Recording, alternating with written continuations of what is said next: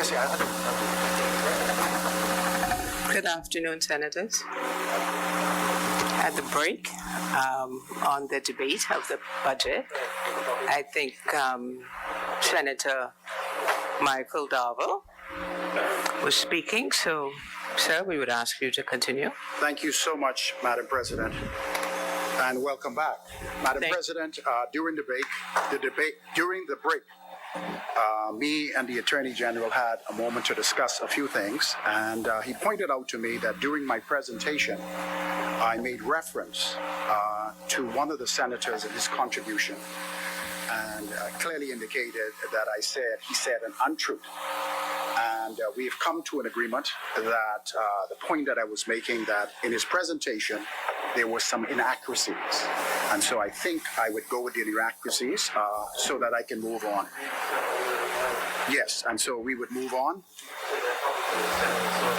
Oh, yes, okay, yes, Madam President, it was Senator Sawyer's contribution where I said untruth, and I was making reference to some of his numbers that apparently were inaccurate. And so I don't want to make him seem as if he was a liar. Exactly, but more so inaccurate in his numbers. So, Madam President. So thank you. Thank you for. Yes. May I just thank the honourable senator for his courtesy on this matter. Yes.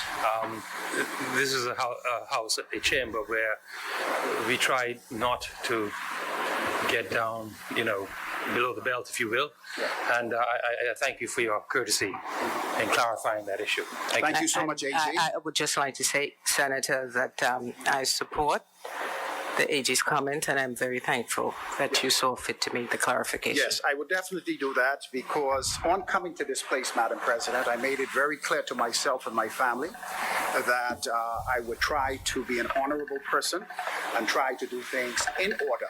And you're fully familiar with that because you're very close to my sister, and I promise to be respectful to you and to other members of this chamber. So here we are today, Madam President. Yes, here we are today, Madam President, like other countries around the world, facing the economic fallout from this COVID-19 pandemic, and we are trying to order our lives, our steps, and the lives of our citizens through the allocation of the country's resources around this budget that I believe is somewhat oblivious to the impact of the financial fallout. Madam President, the government would like us to believe that all of our problems that have originated from COVID-19 and Hurricane Dorian, but the reality is that is untrue. West End and Bimini MP Pakeisha Parker Edgecombe almost broke down in tears in delivering her budget speech when she spoke about the unattained needs in the community she represents. Her words were, and I quote, "The strong can become weary and discouraged." But we will come back to Grand Bahama later on in my presentation. After 3 years of sleeping at the wheel, this administration must wake up. Take responsibility for your actions. The MP for West End and Bimini understand too well that the day of reckoning will come when the government neglect of her community will come to the forefront. Point of order, Madam President. Yes, sir. What's your point of order? Just for clarification, the senator, based on what he presented here in this house and to the public, I think that he is skillfully misleading this house with respect to the comments made by the Member of Parliament for West End and Grand Bahama. The Member of Parliament for West End and Grand Bahama made it very clear that what she was talking about it happening under successive governments. She wasn't just pointing it to this administration. So I just want to make sure that part is clear and highlighted. Thank you. Thank you, Madam President. It is what it is. Her words, and I quote, could I quote her words? I quote her words. "The strong can become weary and discouraged. The strong some can become weary and discouraged. That is what Pakeisha Parker said. And I clearly made reference to her comments. After 3 years of sleeping at the wheel, this administration must wake up and take responsibility for your actions. The MP for Pakeisha, the MP for Western and Bimini understand too well that the day of reckoning will come for the government's neglect of her community. And at the same time, we must not forget Abaco, pockets of Grand Bahama, Ragged Island, to name a few more of the egregious cases. Madam President? Senator, may I interrupt you for just, you have indicated that you were quoting the member from Western and Bimini, and in view of the fact that there is discrepancy, I think it would only be fair that if we are going to quote, we quote something in its entirety and not phrases, and or if the member is here to corroborate that that is what was stated and what was intended. Madam President, I have an hour and a half to sum up our side of what the government is doing and intend to do. I had the opportunity to listen to members of Parliament in the other place, and I have decided to use portions of their presentations and quotes, yes, I have that right, in order to clarify the position that I'm in. But if it is so difficult for members on the side to accept, I will withdraw the statement. I will do it. I will do it, but let the record reflect that I was quoting portions of her presentation and had no intention of quoting her whole speech. Yeah, may I just say that, if I may, just a moment, the official record of the other place is called the Hansard, and I would believe that if we wish to refer to comments or speeches made by parliamentary colleagues in that other place, the appropriate forum is to produce a version of the Hansard and rely upon that. That would then be a complete record of what the person said, and not a snippet that could be characterized as cherry picking one phrase or one sentence without placing it fully in context. We are all parliamentarians. It behooves us to show to each other, even those in the other place, that level of respect. And there is an official record. Thank you. You get it. Go ahead. Yeah, because this, we go down. Okay, record. 1 second, please. Yeah, sorry. Senator Mitchell. I mean, I appreciate all the, I'm going to use this expression, this sanctimoniousness about quotes. But we are, no, I'm not in distress at all. We are in a debating chamber. We're in a debating chamber. I'm sorry, this cannot be a less free forum than the outside world. Senator Davis, Good Senator Lord. Mitchell is speaking Otherwise on you your never behalf. say anything. Come on, Carl. We cannot cherry pick and should not cherry pick. Yes, you can. No, if you're going to quote what a member of Parliament says, you quote the full quote and put it in its full context. With respect, Madam President, that is simply ridiculous. And the Attorney General knows so. It is ridiculous. Okay. It is ridiculous. Can we allow Senator Dalrymple to Just let not him finish what he has to say. lose any more of his time? So, Senator My Dalrymple. time is not running. But the point is, if they have their time, the government has complete control of this forum. When they're finished, they can cuss him, say anything you want. Let the man finish saying what you want to say. And I just gave him permission. Thank you. Thank you, Madam President. Thank you so much. With all due respect, AG, clearly, I am not misquoting any member of Parliament downstairs. That is not my job here. Absolutely not out of context. The lady was almost crying when she was delivering her speech. The public must know the truth. Let me move on, please. The public must know the truth. that we must not be afraid to explain to the Bahamian people the challenging situation we're in and the tough decisions that we must make in order to recover from these economic shocks.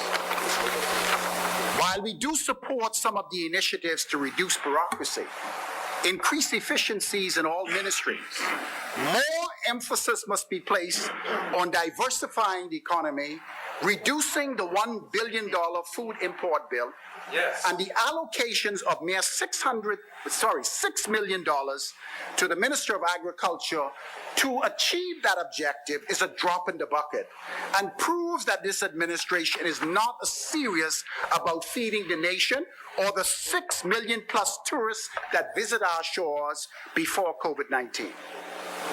Instead, this administration continues to provide lip service, I won't say it, lip service to agribusiness. The improvement in the efficiency of state-owned enterprises is needed. And I agree with the AG, very important. We need to tighten up our belts and stop the wastage of taxpayers' money. We cannot afford to see the continuous hemorrhaging take place in these public enterprises, and we must begin to make them more efficient. Madam President, with the two major pillars of our economy severely impacted from COVID-19 global epidemic or pandemic, and the need to grow our own food and exploit the bounties of our blue economy, we are of the view that the government should have eliminated the duty on all agricultural and fishery materials and provide grant funding for land preparation, training, agribusiness and fisheries, and extend the tentacles of BAMSI to other islands that are very important in food production. Thank God, the current Minister of Agriculture has caught on to the vision of BAMSI, and I give him credit for it because it's a good project in order for us to move to create these commercial farming production as well as to improve our fisheries. I'm certain that the Shadow Minister of Agriculture, the Honorable Clay Sweeten, will address this topic when he stands on his feet. And I beg you not to interrupt him as he lays out the plan for agribusiness in the Commonwealth of the Bahamas. Then there's the much talk about light industry, lip service again, and ways to reduce the cost of energy. But nothing was mentioned about the $250 million BPL loan and possible purchase of BPL by Shell or BPL fair bond issue to address the company's legacy debt. I was happy to learn from the minister responsible for BPL that the bond offering will be registered in Singapore. But while we wait, Madam President, the Bahamian taxpayer are still carrying the financial burden for the missteps of this corporation. Madam President, I now turn my attention to the island of Grand Bahama. And after being stuck in Nassau for 10 weeks because of the COVID-19 emergency order, last week I finally was able to return home to see my family and friends. It was a great reunion to see my wife and to be able to hold her in my arms and to tell her how much I miss her. I was finally able to lay down in my bed and relax after 10 weeks of being away from home. And sleep. Well, praise the Lord. It was sad to see. Yeah, I lie down and I had a Holy Ghost experience. That's right, Prophet. You understand where I'm coming from? I had a Holy Ghost experience.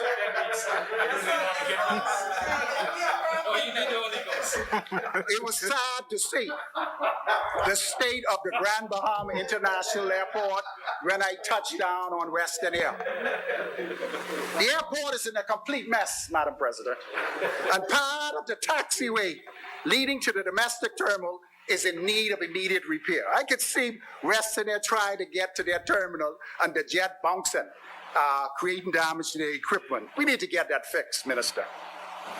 It's a complete disgrace. And I say that with no smile on my face. Is it a complete disgrace for after 9 months since Hurricane Dorian, the Grand Bahama Port Authority and the government is involved because you are in charge of this country, should be held accountable for their negligence. It's absolute negligence. And disregard for the licensees of the Grand Bahama Port Authority and the people of Grand Bahama. A few weeks ago, the Minister of Finance spoke about Grand Bahama International Airport and hinted that negotiations are ongoing to make it better than it was before Hurricane Dorian. And then I saw the minister, my good friend, the Honorable Kwesi Thompson, spoke about it as well and said negotiations are ongoing. But the Minister of Finance must remember, it was only a few years ago that this airport was underwater again. And it's a vicious cycle. Chop, chop, chop, chop, chop, chop, chop. Underwater cleanup, underwater cleanup. The truth of the matter is, the airport is not only in a low-lying area, but in a basin. And flooding takes place even with a spring tide. Sometimes you land on the airport and there's a spring tide and water's on the airport, on the runway, the main takeoff runway. It's a disgrace. Why is there so much secrecy surrounding these negotiations? The people of Grand Bahama have waited almost 1 year for an answer. Okay, you want to speak, or you can hold it, Minister. You'll have an opportunity. The chair recognizes Senator Thompson. Yeah, man, give us some insight. Madam, I see you got some. Madam President, I'm at pains to interrupt my friend, but to refer to these as secret negotiations, I think, is a bit misleading. We have at all stages indicated that the government is speaking to the Port Authority and speaking to Hutchison. I don't know any sensible person who is in the middle of negotiations that would speak any details about the negotiations, because obviously it would compromise their position in the negotiations. So we have at all times indicated that we are going to continue to negotiate when we arrive, and if we arrive at an agreement, and we hope very soon, then the details will be made public and the public will be made fully aware. Minister, you finished? Because I would allow you to speak really well, Madam President. Yes, sir. Thank you for that Senator Darboe. clarification. The negotiations are ongoing, and when the negotiations are completed, they will become public. Until then, we don't know anything about them. Point well taken, my brother. I'll move on. Madam President, where is the transparency the government keeps talking about? The people of Grand Bahama demand answers from this duplicitous administration who says one thing in opposition. I'm sorry. Let me just finish this. Another thing. No, point of order. This is not, no, with respect, Doctor, Senator, the Honorable Doctor. This is not the chamber for that sort of scatological attacks. Okay? But apart from that, where's the duplicity? There's no, we're talking about a government engaged in negotiations with two other parties, one of whom is a foreign power. Thanks for starting to let somebody information out. What duplicity? What duplicity is it? I really would suggest that you not use fighting words, because then it's going to provoke a fighting response. That's fine. No, I don't think we need to go down that road. Well then, I firmly reject and call on you to withdraw. I will not. You will not? There's no need to withdraw that statement, because On what basis are you saying the government is duplicitous? You promised the people. Could I stand up to my feet? Yes. Yes, you told the people of the Bahamas prior to being elected that you would not increase VAT. You turned around and did it. Isn't that duplicitous? No, it is not. What is that? No, it is not. Define the word for me. What We duplicitous were is. totally unaware of the extent of robbery and rape of the Treasury. And when we got in, the financial catastrophe that met us was so bad and the damage so extensive that we had to do what we had to do to restore public revenue and confidence in the ability of the government to manage public finances. No, we didn't. We made enormous. Madam President, Yes, sir. I see I've gotten the AG riled up, and for good reason. It is customary, may I finish? It is customary for the Minister for Grand Bahama to speak immediately after me. So perhaps he can answer some of the questions for the people of Grand Bahama and explain why we're not hearing much from him. Because we want to hear more from you. Working aggressively. But until you get the details done, we will hear nothing. Minister, the people of Grand Bahama would like to know. After 3 years, we don't fight. No, we have a good understanding. We have the same mandate to make things happen for our island. And so I support him when he's around the table fighting for us, because you guys are Nassau-centric. After 3 years of what happened, what's happening with the Grand Lucayan deal? That's question number one. No, I'm not saying. I was, yes. Oh, okay. So I can ask you this question then. I can ask you this question.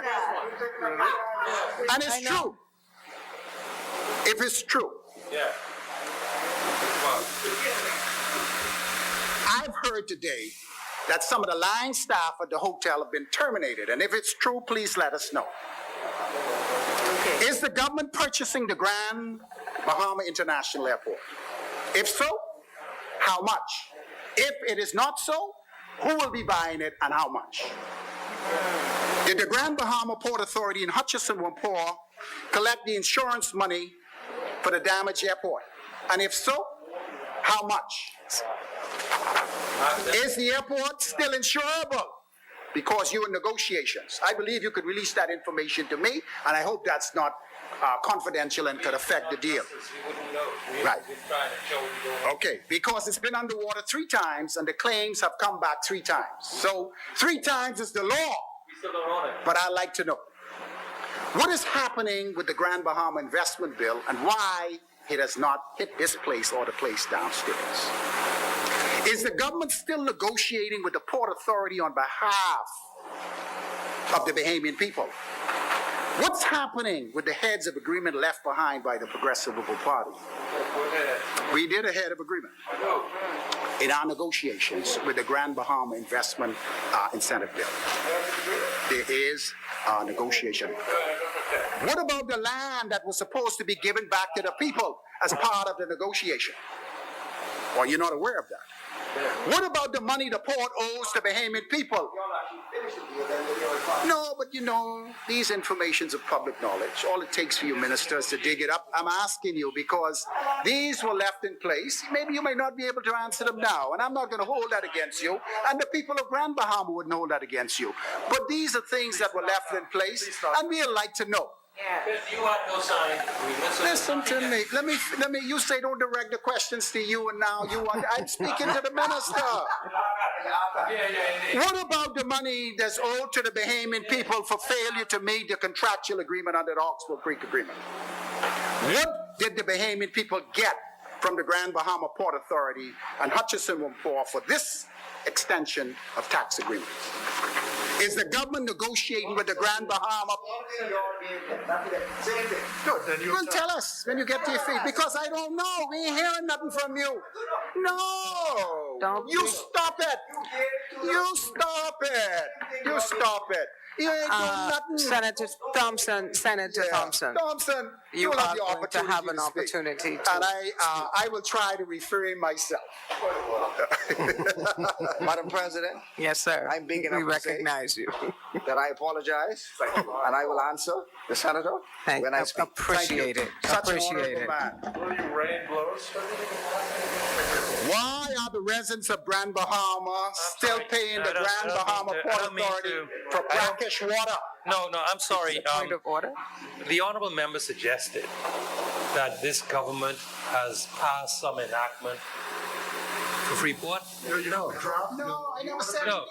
No. We have no enactment or no benefit we have conferred on the Grand Bahama Port Authority since we came to office.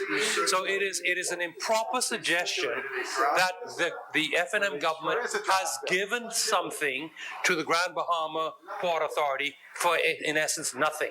But the fact of the matter is, the member, all he's able to point to are some negotiating points they had for a deal that never occurred anyhow, but they nonetheless passed this act giving further exemptions to the Port Authority.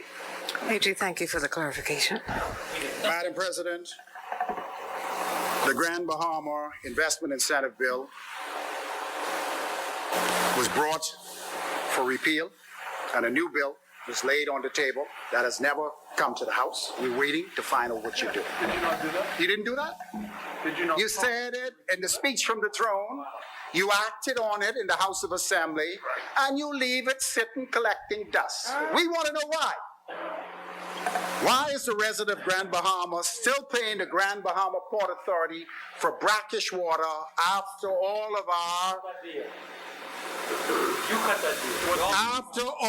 our fixtures are rotting? How could I cut the deal and this is post-Hurricane Dorian, man? You all forget when you all came to power. I talk about water now. I then move on. The AG is not to his feet. I'm moving on in the space of time. What's happened with the government signature tech program? Please, because the project key investor pulled out on very difficult terms, and I don't see nothing in the budget to accommodate or to promote the incentive. Please clarify that to me. Madam President, we are learning that the Carnival line, cruise lines are divesting. And so I would like for you to tell us what is happening with the Carnival cruise port on the island of Grand Bahama post-COVID-19.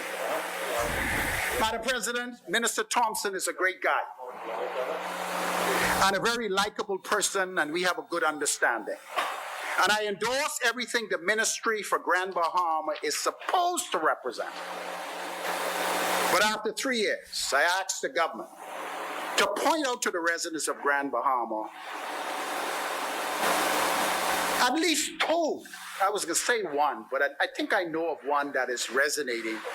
2 projects that have benefited Grand Bahama and was steered from the Ministry of Grand Bahama since coming to office in 2017. Well, that,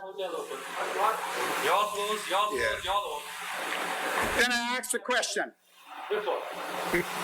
The newly formed Ministry for Disaster Preparedness, Management and Reconstruction that has only $3 million for minor capital work projects for Grand Bahama, Abaco, and the rest of the country. When I saw that, I almost laughed. After looking at this budget and the amount of work that is required post-Hurricane Dorian, the Minister of State must be frustrated and disillusioned, proving once again that his ministry is a waste of taxpayers' dollars, operating from the office of the Prime Minister that is obviously deep in above her head. Madam President, I reviewed heads 74 and 75 and must point out that if you want to know what's going to happen in the year to come, just follow the numbers and the budgetary allocations. Head 74, the Ministry for Grand Bahama, total expenses is $9.7 million. $4.7 million is allocated to his ministry from the Ministry of Finance to pay water bill for brackish water in Grand Bahama. I hope they should cut that bill down. And the electricity for government offices, leaving our good minister for Grand Bahama with $5 million to pay his staff and other services and no projects. Grand Bahama is a special creature, Honorable AG. On the capital side, $2 million was allocated for building maintenance, meaning nothing is left for any projects that could assist the people of Grand Bahama and our good minister with the opportunity to rebuild lives and businesses. Where is the funding for the government signature tech hub? I'm sure the minister should find it for me because it ain't in his budget. That's fine. It ain't in your budget. Clarify it for me. Yeah? Yeah? What's it, $200,000? Please, show it to me, because I look at it and I didn't see it. That's why I'm asking you. I read every line in this budget. I know what he's getting for toilet tissue. Madam President, Mo can say anything. And we have listened to the same rhetoric each budget cycle with empty promises. The truth of the matter is, if you want to find out what the government intends to do over the next fiscal year, just follow the money. Yes, there are some undeclared funding in the Ministry of Finance Head 21. We want to find out what they are. We find some funding in the Ministry of Works Head 33 and the Ministry Head for Health 60 to support some of the things that may be going on, but I've noticed that is almost a $3 million cut in the Ministry of Grand Bahama budget, or some 25% for his budget. And between me and you, whatever the reason is, Grand Bahama is hurting.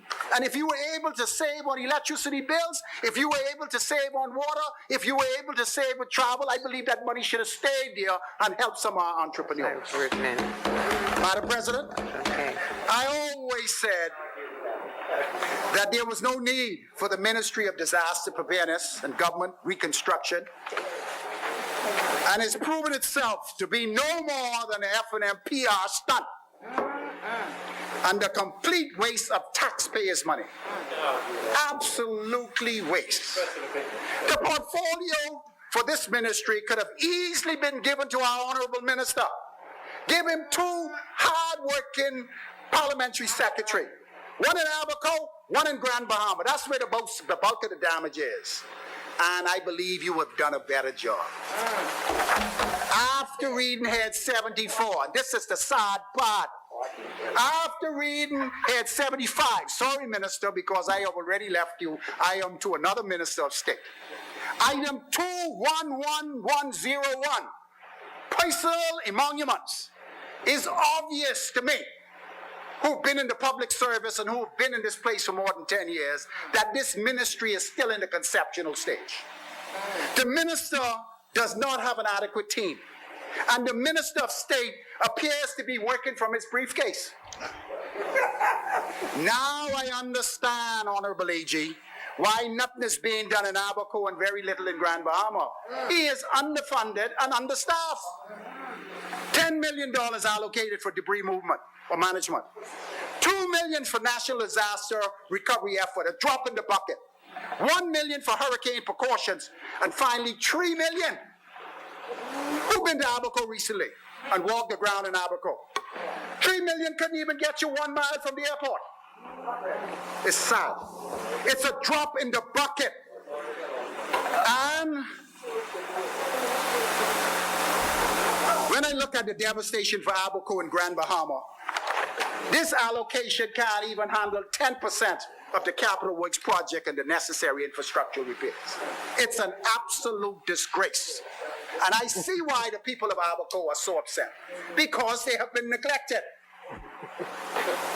Madam President, there's not a single infrastructural project for Grand Bahama, nothing you can see, touch, or feel. I remember our honorable minister when I served in the Senate, when you were on that side and I was on this side, and you were defending the Right Honorable Hubert Ingram achievements.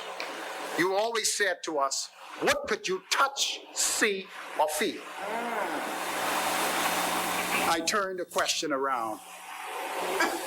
There's not a single infrastructural project for Grand Bahama. Nothing you can see, touch, or feel. This is sad for a government who had so much to say about the people of Grand Bahama. And the people of Grand Bahama believed you. Yeah. But where's your heart? Where's your soul? Where's your compassion for the people of Grand Bahama? After spending more than $3 billion, you couldn't give Grand Bahama a single capital works projects.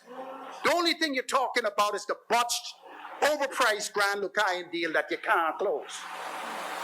Madam President, Grand Bahama continues to suffer with a projected 40 to 65% unemployment rate post-COVID-19. We're waiting for the unemployment statistics, and I hope the Minister of Labor will clarify it, because I'm hearing the undertone and the sip-sips. Please, he will give us the full report. But there's nothing in this budget for Grand Bahama. What deal did y'all ever put?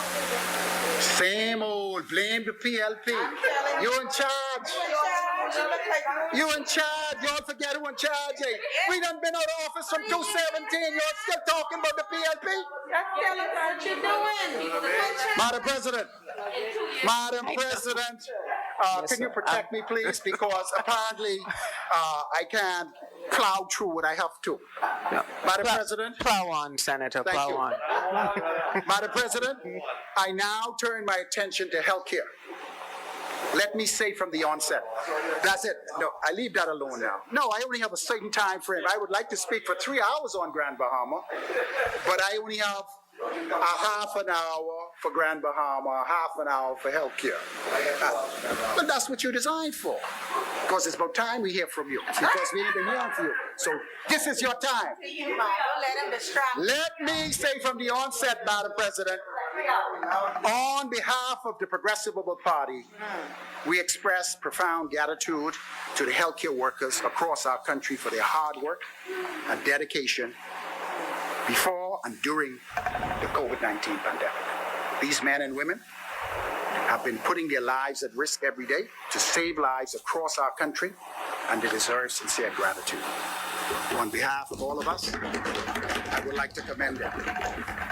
Madam President, I am saddened by the conditions under which they are expected to work in many areas of the hospital and clinics. Because after all the talk and stop, review, and cancel interventions by this government, the work continues across our public health care systems, and the conditions are unacceptable. Nurses and doctors, excuse me. I'm glad you took a break. Yeah. Nurses and doctors cannot get funds owed to them, which they are entitled to by law, yet continue to serve the Bahamian people with compassion and distinction. The condition at the Rand Memorial Hospital is appalling. The Deputy Prime Minister and his delegation toured the facility months ago and promised that the work to correct the damage can happen and will happen weeks prior to after their visit. Yet,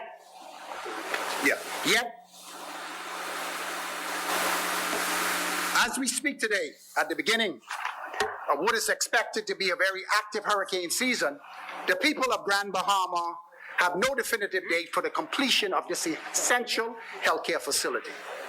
The Princess Margaret Hospital, the much talk about upgrade of the air conditioning system at the critical block, is still not working, and it was a high priority. The dialysis unit wheelchair bus service remains out of service for the last 12 months. The much needed completion of the renovations of the children's ward, started under the Progressive Liberal Party, has been stopped, reviewed, and canceled by this government. The ward is now being used as a storage facility for the last 3 years. We are pleased to learn that the Prime Minister, in his capacity as the acting Minister of Health, in his contribution in the 2020-2021 budget debate, indicated that finally,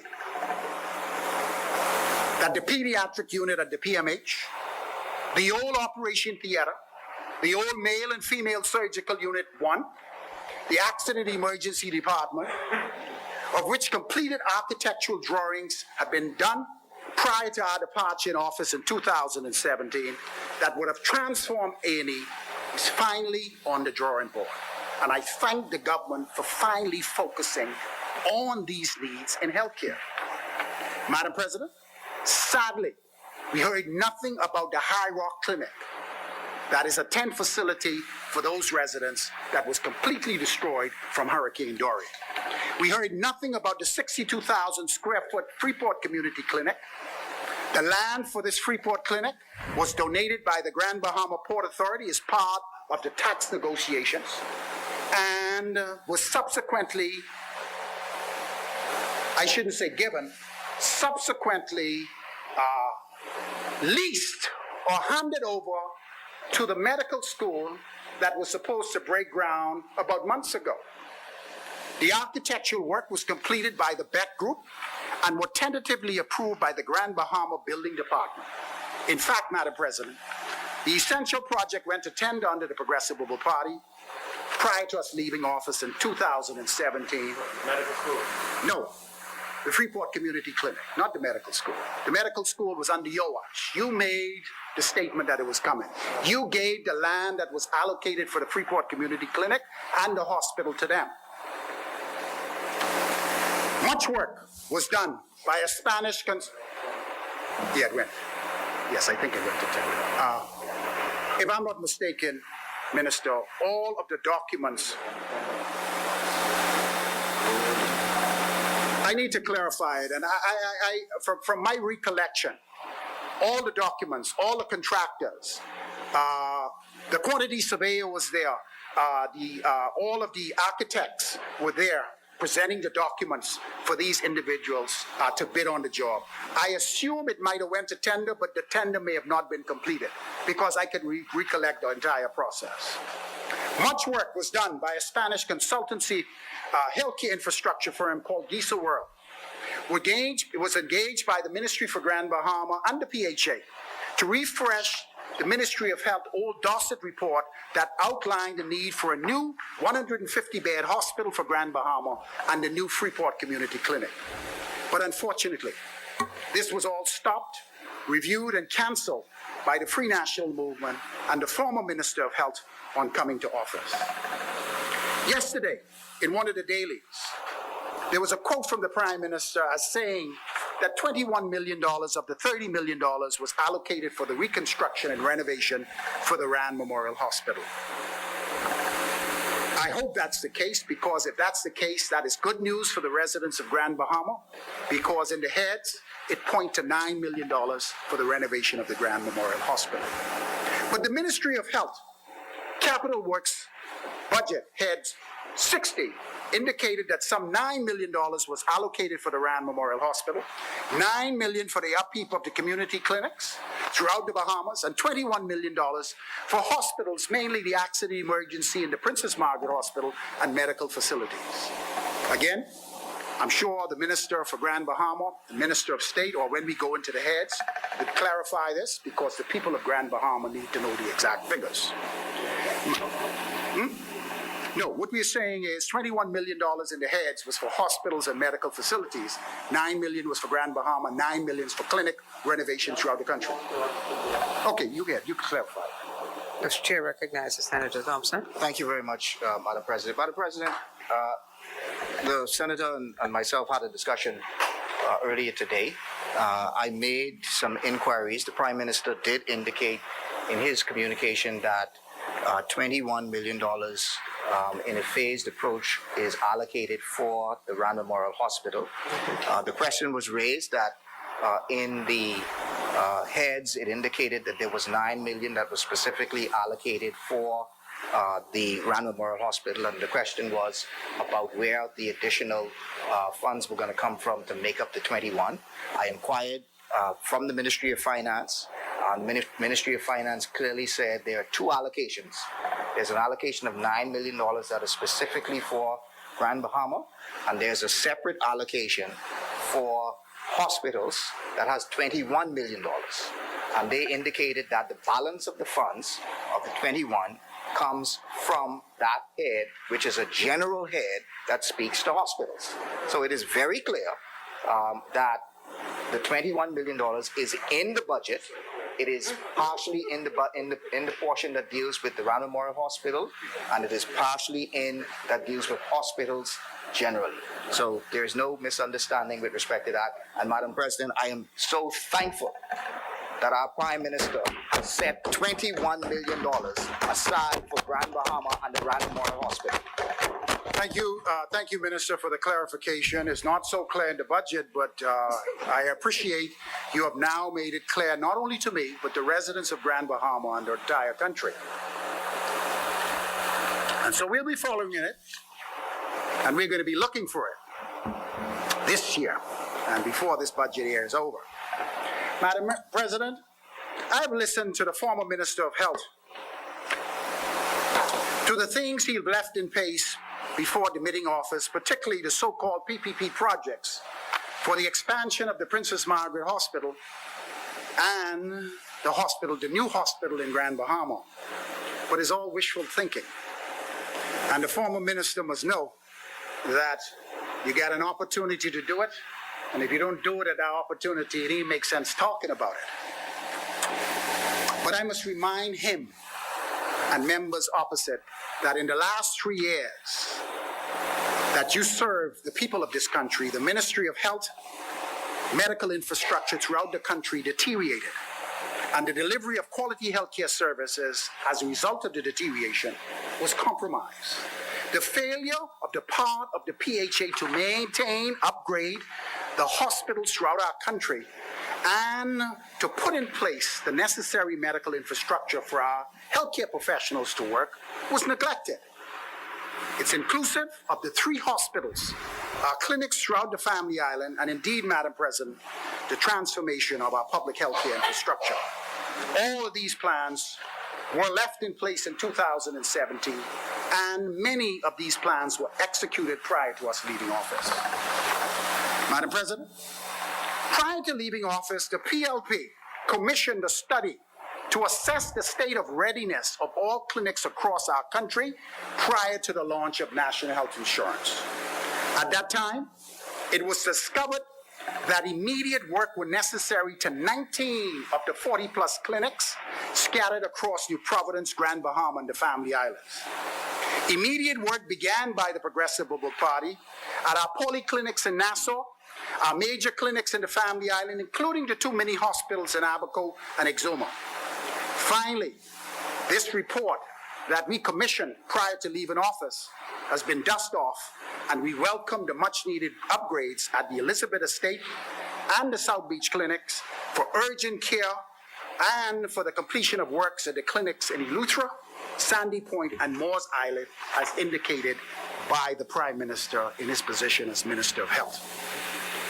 Thank God we were able to make the necessary renovations for the Abaco and the Exuma mini hospitals, and we ensure that both facilities were operational before leaving office in 2017. Because the Abaco mini hospital proved to be a lifeline for the residents of Abaco during the passing of Hurricane Dorian, and is playing a very pivotal role in the reconstruction effort on the way in Abaco. Madam President, the PLP's aggressive plan for healthcare infrastructural upgrades throughout our Family Islands prior to the implementation of universal primary health care was stopped, reviewed by the Free National Movement and by the former Minister of Health. The NHI has played a pivotal role over the last 3 years, and it is important to note that post-COVID-19, it will play an even greater role.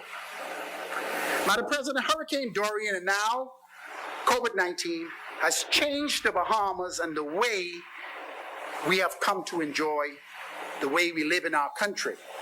And the health and nutrition and lifestyle modifications must be a key priority for all governments going forward. Over the last 3 years, the National Health Insurance Authority could not get, in my view, sufficient funding for support and expansion of these wellness strategy programs to improve clinical outcomes and reduce hospital admissions for persons suffering from non-communicable diseases. Firstly, and finally, after 3 years, the Prime Minister, in his new capacity as Minister of Health, has finally seen a Holy Ghost movement and has embraced what we have been saying for years, that universal primary health care is the way for NHI and would reduce the healthcare budget by the year 2025. It is commissioned in the study. It clearly points out national health insurance, universal primary health care will begin to improve outcomes and subsequently reduce the amount of individuals showing up at our tertiary facilities and reducing the budgetary allocation for the Ministry of Health by the year 2025. The additional $18 million allocated to NHI to expand its universal primary health care mandate is welcome by thousands of Bahamians who are in desperate need of quality universal primary health care, not only in the capital, not only in Grand Bahama, but the rest of our country and the Family Islands. And these individuals, many are now showing up at our specialty clinics and hospitals with end-stage organ disease due to poor medical management over the years. In this budget speech, I am happy to see that the Prime Minister finally was able to give credit due to the PLP when he stated that NHI is truly a Bahamian success story. Yes, we launched it, we passed the baton on, and it is one of those programs that were able to survive political influence. They went on the evidence-based information, and subsequently they were able to get what was necessary. The IMF report, general election, has now become manifest. And as the saying goes, a word for the wise is sufficient.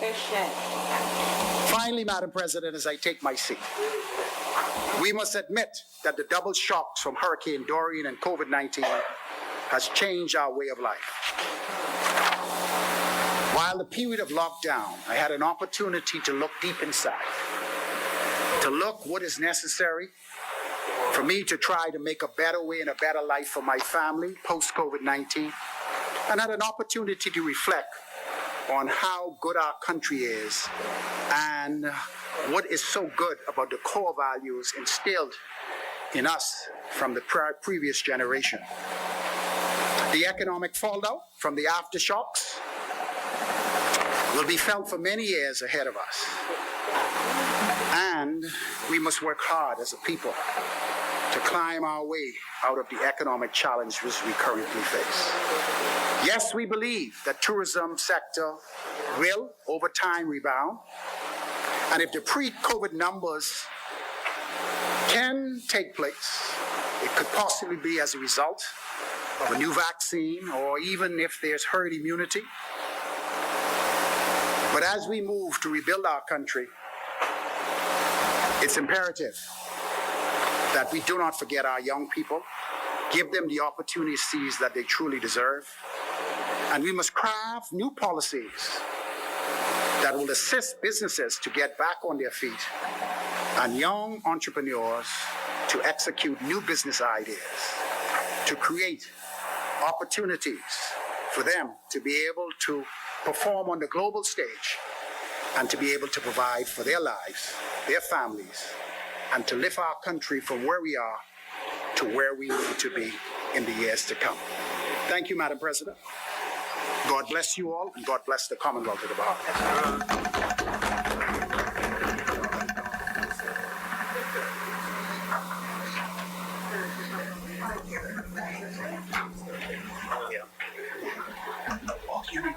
You need this crazy? Thank you, Minister. Oh, you got it? Yeah. Should I go get some coffee, Crazy? I'm gonna be in peace with you, man. Thank you. Praise the Lord, man. Pray for me, Deacon. Be in peace with you. Maybe just open Crazy? Yeah, just leave it open up there.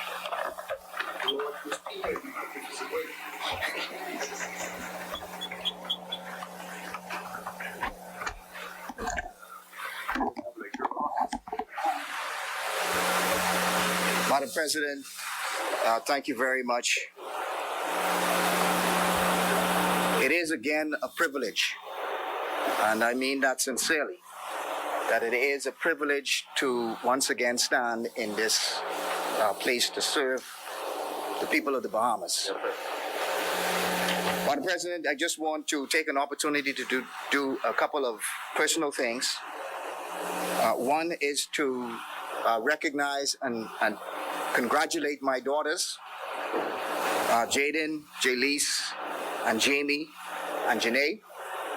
I want to congratulate my eldest daughter, Jaden, who graduated high school this year from Sunland Baptist Academy. I am very, very proud of her. She graduated with a 3.86 GPA and is on her way to the University of the Bahamas, and she intends to become a lawyer. Wow. And so I am very, very pleased. My daughter Jayleese also for her obtaining another first class in her grade 8. And also my daughter Jamie, who also is first class. In fact, Jamie came first in her class and also is doing very well. And my youngest, Janae, also had a first class as well. Thankfully, they all take after their mother, and so they're doing well. Madam President, I also want to take this opportunity to offer my sincere condolences to the family of a former parliamentarian, former minister, Nico Grant, who lost his son, Carlson. And I believe today was the day that they were having the funeral service. And so our hearts, our thoughts, and our prayers are with the Grant family, and a very, very important and also family that has served the Grand Bahama community for many, many years. And so our thoughts go out to them. Madam President, there are a couple of things that I wanted to address also, and I will do it when I speak to Grand Bahama. And I want to, I had my morning devotions today, and I said that I was going to stay focused and continue to deliver the message that I had to deliver and not get down into the back and forward. I wanted to do my best to stay positive. And Madam President, one of the duties we have as leaders is in times like this, and times like these, we must inspire and we must speak life into our nation and into our people. That is such and it is easy for us to get distracted into all of the politics of it, and we are politicians, so that's what we do. But it is easy to get distracted into all of the back and forward and forget that there are real people who have real problems, who need real leaders to solve these issues for them. And so today I made it a focus and a commitment that I would speak positive and speak inspiration into the lives of the people who are watching this. So, Madam President, there were times when I said that one of the things we had to do as a country was to trust God. There were times when I said one of the things that we have to do is to stay focused. Well, today I want to be able to say to people that they have to keep the faith. That in difficult times, you must keep the faith. If you lose your job, one of the things you must continue to do is to keep the faith. If you have had to downsize, and a lot of us have had to downsize, then we still must keep the faith. You may be at your wit's end and don't know where to turn. But at the end of the day, we must keep the faith. Some people would have lost their houses. Some people would have lost their cars.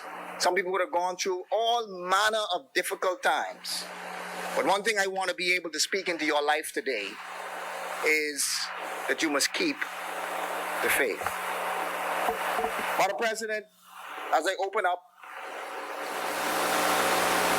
one of the things we want to say, and I'm not sure if it's being aired. We just got notice that it is being aired now, so we're back on.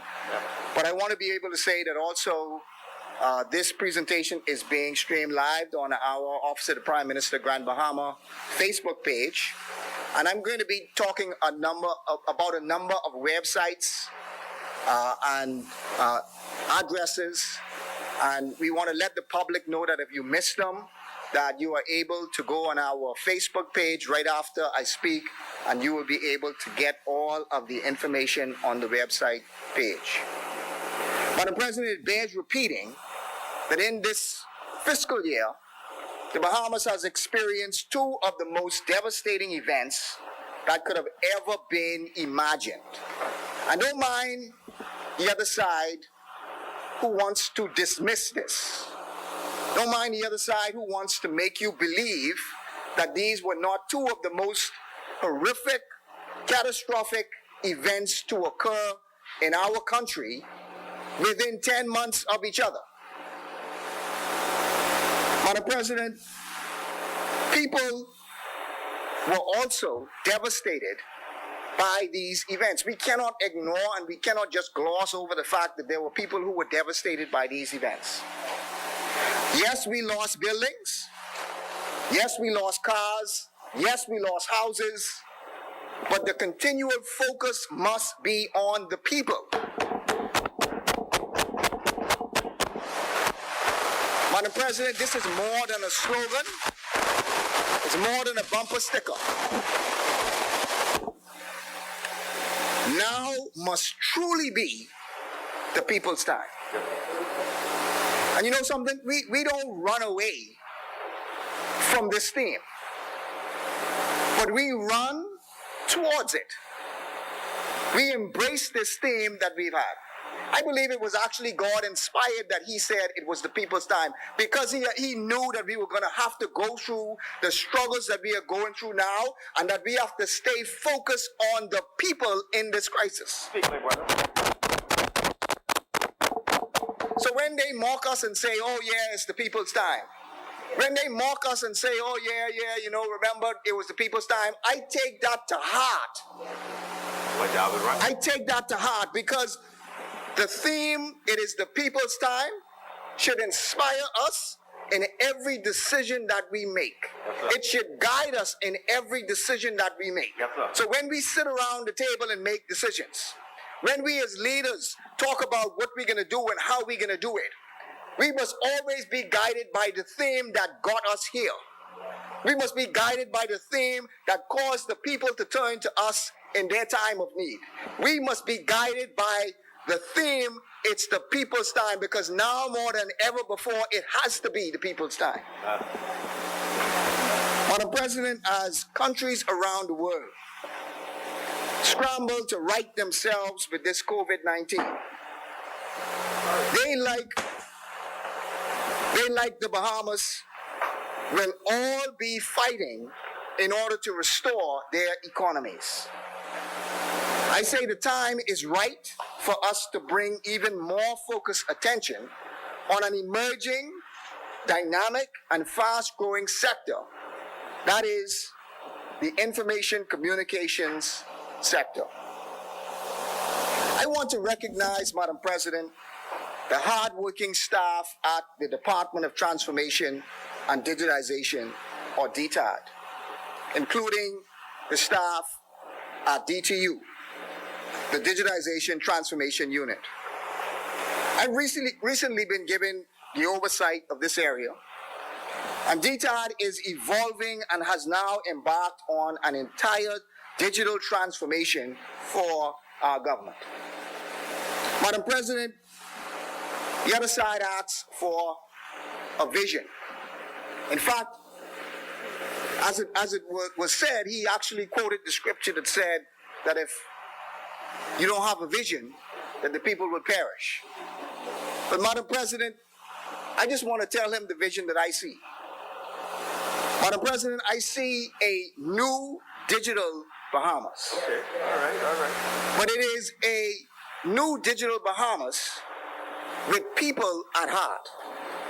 See, technology can be cold, it can be distancing, isolating, but used in the right way, as we have seen in the last few months, it can be used to connect, to embrace, and also to serve. So, Madam President, I see a new digital Bahamas. There's a familiar hymn that starts through all the changing scenes of life, in trouble and in joy. In 2019 and 2020, the Bahamas has gone through many changing scenes, from record-breaking 7 million tourist arrivals, among other successes, to where we are now. Unfortunately, Bay Street seems to be a ghost town when it comes to tourists. It has also been said that it is not the strongest of the species that survives, nor the most intelligent that survives. It is the one that is most adaptable to change. The recurring theme here is change. So, Madam President, I am proposing that we do what is necessary to change into a new digital Bahamas. Digital transformation explores digital technologies' ability to transform the way we operate, the way we deliver service to customers, and the way civil society influences and adopts this transformation.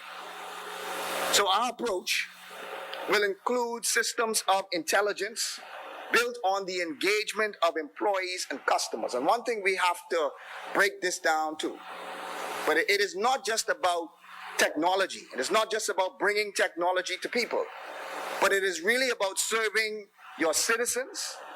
It is about serving your residents, and it's about serving your businesses. It is about making their lives easier, more effective by using technology.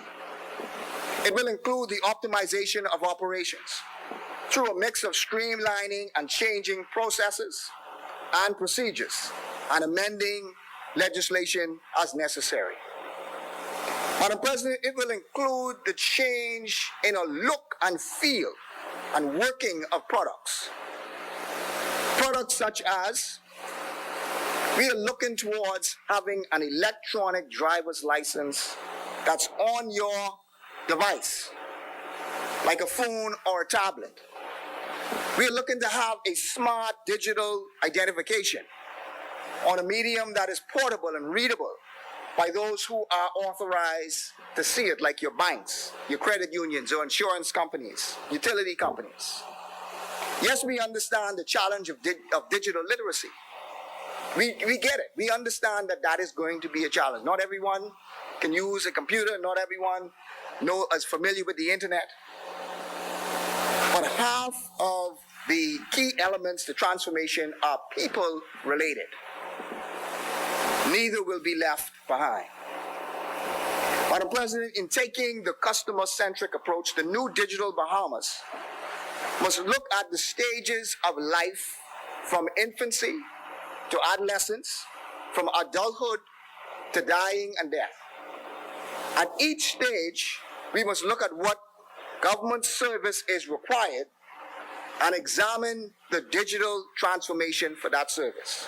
So, for example, in infancy, those services we must look at will address an infant at health level and also address him when it comes to his identity. During childhood, we must address the child when it comes to health care, when it comes to education. In adolescence, we have to look at things like their career path, like how they get a driver's license, how they seek for employment. We must use technology to do those things. When it comes to adulthood, we must look at how we use technology when it comes to buying a home, purchasing land, running a business, getting your marriage license, your divorce, or death. People continuously connect with the government at these scenes of their changing lives. There are hundreds of services in government, with less than 10% partially or fully digitized. What the COVID-19 pandemic also revealed is that much of the private sector, with some exceptions, is at best the same when it comes to this. The theme of my budget, therefore, budget communication is therefore not just having a digital government, but it is a digital Bahamas, because people's lives intersect with the public and private sectors. The government's approach to our new digital Bahamas will be guided by the recently approved Electronic Communications Policy document in accordance with the Communication Act, which outlines our policy objectives for the next 3 years. I invite the public to go on to ERCA's website and to search for the updated Electronic Communications Policy of 2020 to 2023. The policy speaks of creating a modern digital society that facilitates the growth and expansion of the Bahamian economy. You know, all the other side would need to do is ask a question, or read a website, or read the information that comes from the government. Because you ask about a vision, all you need to do is to look at that document and you will see the vision and the plan for the government when it comes to digitization for the next 3 years. It's laid out in black and white and anyone will be able to see it. A new digital Bahamas requires a public-private sector partnership. So the emerging business and social climate has presented an urgent need to accelerate the development and implementation of a national policy on e-commerce and digitization. Madam President, more than ever before, businesses have been focused on e-commerce. COVID-19 taught us that if your business was not digital, if your business was not online, then your business was dead. And so those businesses that had online platforms, those businesses that moved towards e-commerce, they were able to function during this time. And so the government decided that we would put together an e-commerce strategy, an e-commerce policy. And within this e-commerce policy, we are encouraging businesses to create online platforms. We are encouraging the banks to make it easy for those businesses who want to have online platforms, make it cheaper for businesses who want to have online platforms. We are also putting in place incentives to help those businesses who want to put in online platforms. And so out of Grand Bahama, our office has put together and has already distributed technology grants for businesses who wish to enhance their e-commerce platforms. Madam President, I just want to speak to some of the recently launched plans or recently launched platforms that the government has put into place. And I want to make this point because these are not just websites that are being built, but these are means upon which you are able to help all of those persons who are in need. It's a means of making their lives better. It's a means of saying that you don't have to go on the jitney and drive all the way downtown and stand up on the line, that you are able to sit at home on your computer and make application for those government services in an efficient way. It is actually changing the way we do business in the Bahamas.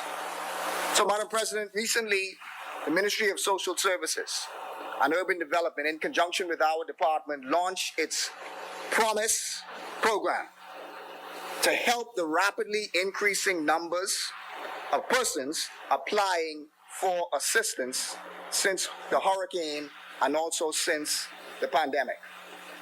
And I believe they're going to show this on the screen at home. But Madam President, it is this simple. It is as simple as going on your computer. And for those who are at the table, all you would need to do is to click on to socialassistance.bahamas.gov.bs. And you will see a simple form that you are able to click onto. And then you will be able to fill out the form online. Simple. And once you are able to fill out the form online, social services will then contact you and let you know what else is required in order for you to receive the assistance. So, Madam President, this is what it means to be able to impact people's lives. It's not just about talking, but it is about doing those real things that will impact people's lives. Madam President, the ministry for the first time also, this is the Social Services Ministry, has begun to receive applications and give assistance online to avoid the face-to-face contact. And this all within the last few months, where it is unnecessary and will improve the processing and response time. Madam President, also, the ministry will next month, and I want people to really hear this. The ministry will next month also embark upon another first. They will be piloting providing social service benefits via digital currency using electronic wallets through various digital wallet providers. Now you may wonder what all that means. Break it down. Here's what that means simply. Clients will be able to receive their benefits through their electronic wallets, which can be accessed on their phone, and then they can go and simply pay for their groceries without using a voucher, without using a check, and without using cash. It is as simple as that. Madam President, we are moving to a new digital Bahamas. Madam President, for health, at the outset of COVID-19, a remote help desk center was set up for the Ministry of Health COVID-19 call center. This accepts calls from persons requiring assistance as to whether they have symptoms or not. And then they will be directed as to what the next steps would be. As more and more public servants began to work remotely, another help desk was also set up by the Department of Transformation and Digitization to help those employees walk through when they had to work remotely and walk through the technology process when they had to work through remotely. Also, the Ministry of Health also launched its geofencing application called Hubcat for quarantine monitoring. Technology now helps to monitor potential cases. Again, steps towards a new digital Bahamas. Further, up until the lockdown, you would have heard the Minister of Education, and Madam President, this one I'm very, very excited about. But you would have heard the Minister for Education speak to outfitting of schools with the necessary infrastructure and of the teachers and the students with equipment to make teachers and students and the schools ready for the technology age. You talk about impacting people's lives. You talk about impacting the educational system. More has been done to impact the educational system in the last 3 years by this government that I would venture to say has been done by most other governments who have come in before. Madam President, the speed with which the ministry transitioned to virtual schooling at the beginning of the pandemic, they ought to be commended for how well they have done. So schools are being upgraded also from DSL to fiber. Access points are also being installed for Wi-Fi access to all our schools.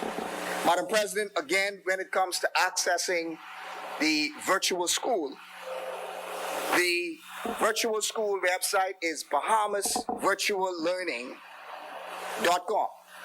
And again, it is this simple. One would go on the bahamasvirtuallearning.com website, which was built by the Ministry of Education in conjunction with the digitization unit and a number of private vendors. So one would only need to go onto their website, sign up. In fact, it has, so if you're in preschool, primary school, secondary school, It has an area for parents to be able to go on to. It has an area for teachers, BGCSE reviews, BJC reviews. So one, depending on which age you are, you just go, click in, and you'll be able to access the virtual learning from the Ministry of Education's website. Again, Madam President, a significant step towards a new digital Bahamas. Madam President, in expanding its services to citizens and residents, the government's online service, the Bahamas Health Travel Visa, was launched on the 7th of June, 2020, to enable inter-island travel. One of the issues we had when opening back up was travel between islands. We obviously could not treat how Bahamians travel inter-island the same way as how persons travel international. And so, but we had to set up a system that would allow health to at least have sufficient information to track persons if there was an issue with one of the persons who have been traveling. So we created the Bahamas Health Travel Visa. So all you would need to do is to go on to the website, which is travel.gov.bs. And I've actually used this every time since this has been put in. I've used this every time when I had to travel. It takes you about 10 minutes in order to fill out the form. And once you submit the form, you will then be given an email back. And that email then will say you are now authorized to go ahead and travel inter-island. If you don't fill it out online, then when you get to the airport, you got to take your old pen and your paper, and they'll give you a form, and then you write that form out and you fill that form in. I prefer, in fact, when I just arrive at the airport and I'm sitting in my car just about ready to go off, I use my phone and I fill that in, I send it back, I get my email back, and then I'm ready to go. All done in about 10 minutes. This is what the Travel Health Card website looks like.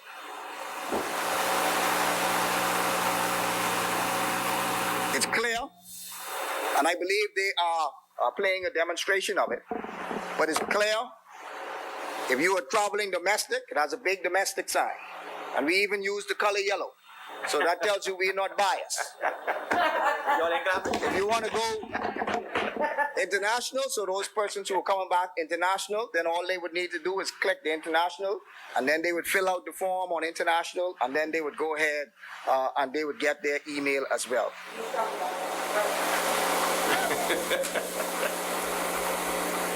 Madam President, on the 15th of June, we also enhanced the version, or enhanced version was released to support the international travel of yachtsmen and private aircraft. So applicants were also able to request electronically, have their requests processed electronically, and then have the request approved or denied electronically, and receive a response to their mobile device.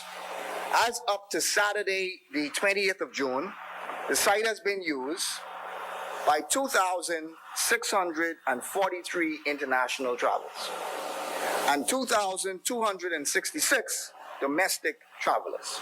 So as you can see, it has already begun to have an active following. Persons have been able to use it. It has been effective, and again, done by Bahamians.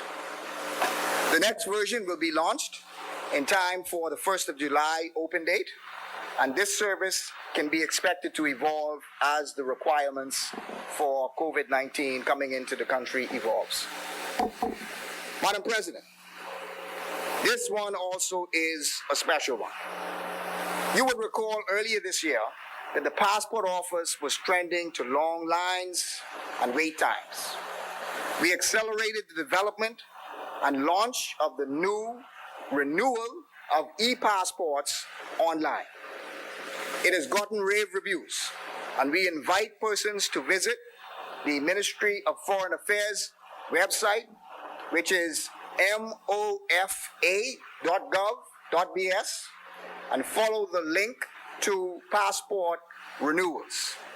Madam President, we have been given information that persons are now able to process their renewal of their electronic passports.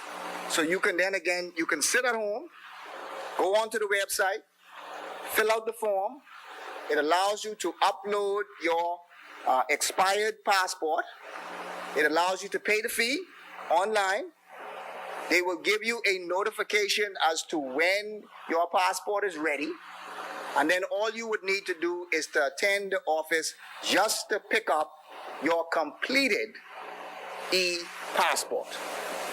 We believe that once this is actively used, that we will do away completely with the long lines of persons going to the passport office to renew their passports. So, Madam President, here's what the passport office site would look like. It is very simple. It says, welcome to ePix, which is the electronic passport renewal. And I want you to remember all of this within the last few months. Wow. It's this government.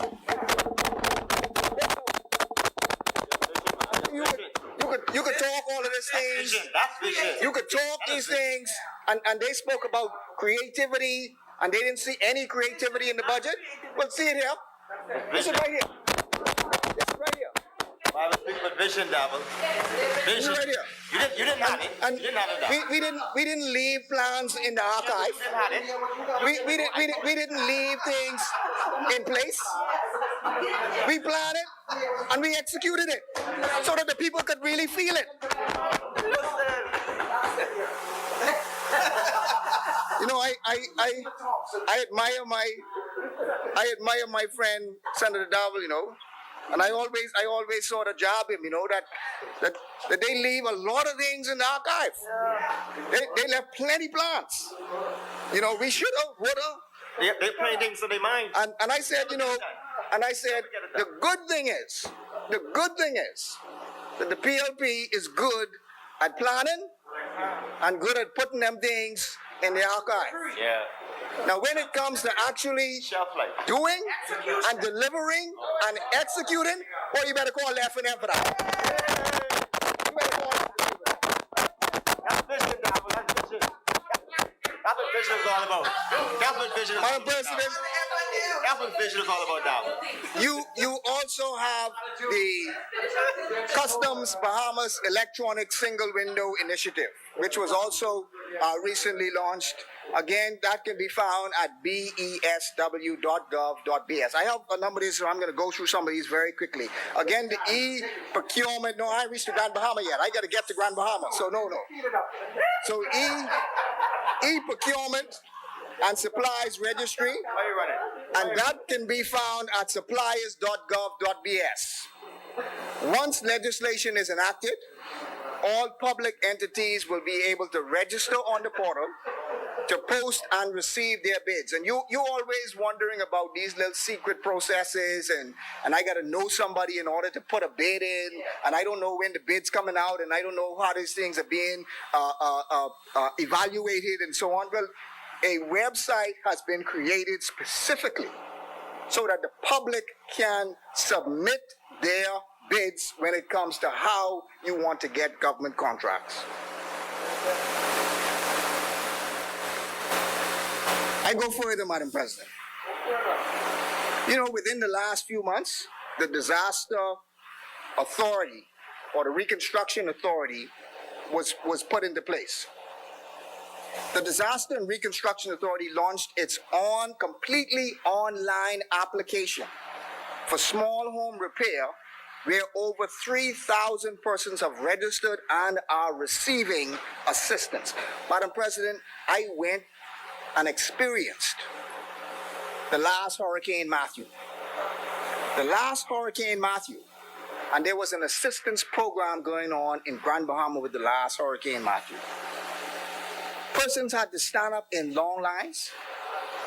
They had to endure having to go through and sit down for hours in order to wait just so that they could fill out a paper form. And Madam President, there were piles and stacks and stacks and stacks of papers and forms. Some got lost, some got put in the back burner. So what did the Free National Movement do? We put in place a completely online application for homeowners. And I remember within maybe about a week to 2 weeks, you had thousands of persons who had already applied and already put in all of their information in order to be seen. You had a staff of person who were working and being able to send you back an email immediately to say, we have your application, we are working on your application, or we need you to bring this, we need you to bring that. It is called making things easier and making technology work for the people. That's what it calls for. Madam President, the national... Some of them still waiting. You know, Madam President, the National Food Distribution Task Force. The Prime Minister announced the National Food Distribution Task Force. Now, we could have said, or the task force could have said, everybody who need assistance for food, come and line up from 5 o'clock in the morning until we get to you. And we will have a paper form and let you fill out a paper form so that you could get some food assistance. No. The website, feedbahamas.com, www.feedbahamas.com was set up by the task force. Again, giving people some dignity. If they're in need, they don't have to stand up on the line. They can go in the comfort of their homes, apply online, and then they will receive a response back online. This is what a progressive government does. Madam President, all this in the last few months. And we see in March, digitization was spurred on by COVID-19. So we saw agencies who were on meeting platforms. And so the government implemented the Bahamas Government WebEx so that government officers and government personnel could have all of their meetings on a secured WebEx platform. In fact, I'm so thankful because I was stuck in Grand Bahama when there were no flights and was able to participate in a number of meetings every day by this same government WebEx. Some courts have online proceedings and the Attorney General gave great details. You know, I congratulate also the Ministry of Financial Services who took advantage of the same technology, where they held an online symposium with over 350 people, multiple presenters, and audience participation by using this same Bahamas Government WebEx. In fact, few government services, Madam President, were impacted, at least those that didn't require the physical being there. So I take this opportunity to thank the frontline responders and to all of the many public officers who worked tirelessly since March to be able to ensure that the government continued. To further undergird this digitization process, the Cabinet of the Bahamas has approved a policy for the reduction of the use of paper. So come 1st of July, we have approved that over the next 2 fiscal periods, we will have a focused plan to be able to reduce the amount of paper that we use. In moving forward, this new digital Bahamas, the government of the Bahamas has also went on its way with a new and expansive platform. This one also I'm very excited by, which will allow access through a single window facility and interoperability. What does that mean? That is, as I say, I've explained this a number of times before, you will be able to sit at home, request a service, and data will then be transferred from agency to agency on a secured platform modeled after Estonia, but fit for the Bahamas. We call it the Great Bahama Bank. And this information then will be verified across the platform very quickly. You have your passport. And whatever service you go to apply for, the first thing that the government agency asks you for is your passport. So every government agency asks you for the same information that's already in the government service. Because the people who you have to go to in order to get your passport is the government. But then the other government agencies also ask you to get the same information from the same government. So this platform will allow that information to move across a secured platform. So instead of having to carry your passport to all these different agencies to verify yourself, once you sign in, the agency itself will then be instructed, and it would be mandatory for them to send that information to the agency that is requesting it. No paper to be uploaded except because of to meet legal or international requirements. I'm pleased to report that within the next 6 weeks, the government of the Bahamas will commence its first wave in its pilot service, which will represent really a centerpiece for the new digital Bahamas. The pilot will be used to model for the rollout of the 200 online services that we are aiming to put in place. Madam President, in wave 1 of the pilot, it will witness the launch of the centralized web-based portal and the interoperability platform, which will facilitate the exchange of information. As the Attorney General indicated this morning, the services that will be piloted will be requests for a birth certificate, a marriage certificate, and a death certificate. Also will be your e-passport renewals and your driver's license renewal. Simply put, you will be able to fill out one form online, put in there your national insurance number, and once you fill out that one form, you are in the system. Once you are in the system, you are then free to use all of the services without having to re-verify yourself. Because in the back end, the passport office will be sending information to the Registrar General's office verifying that you do indeed have a passport. The National Insurance will be sending information back on the back end to say, yes, that is indeed James Thompson. He does have this national insurance number. He is then free to go and free to get the application. All of that will be done online, so I do not have to physically visit the Registrar General's office to get my birth certificate or marriage certificate.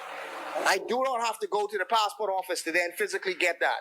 And I do not then have to go to the road traffic in order to physically go and pick up a driver's license. All of that will be done online, paid for online, and the only thing you would have to do is go to the place and pick up your documents. Madam President, recently the government has experienced several cyber attacks and engaged in several cybersecurity initiatives. So currently there is a cyber security risk assessment being conducted by the Inter-American Development Bank on data centers of the government. This will include penetration testing on the networks. I am pleased to announce that the government has approved a project with the United Nations technology arm, the International Telecommunications Union, that will end in a cybersecurity strategy and also will have an implementation of a national cyber incidents response team, which we do not have today.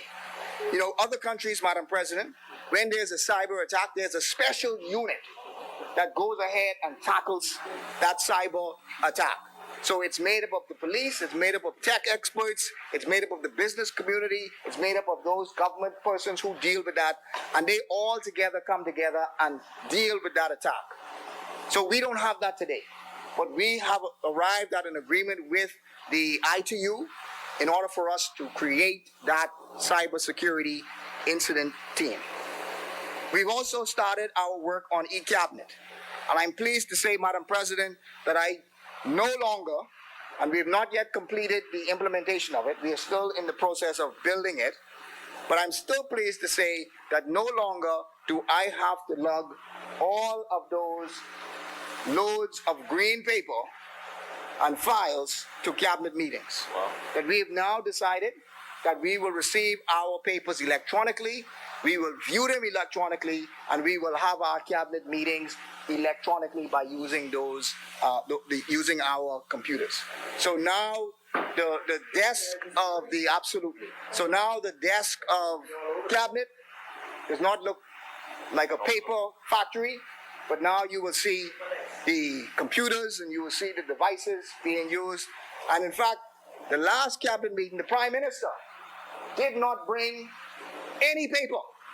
He brought his laptop and he used his laptop during the cabinet meeting. If I may say so, Senator, we're saving a lot of trees.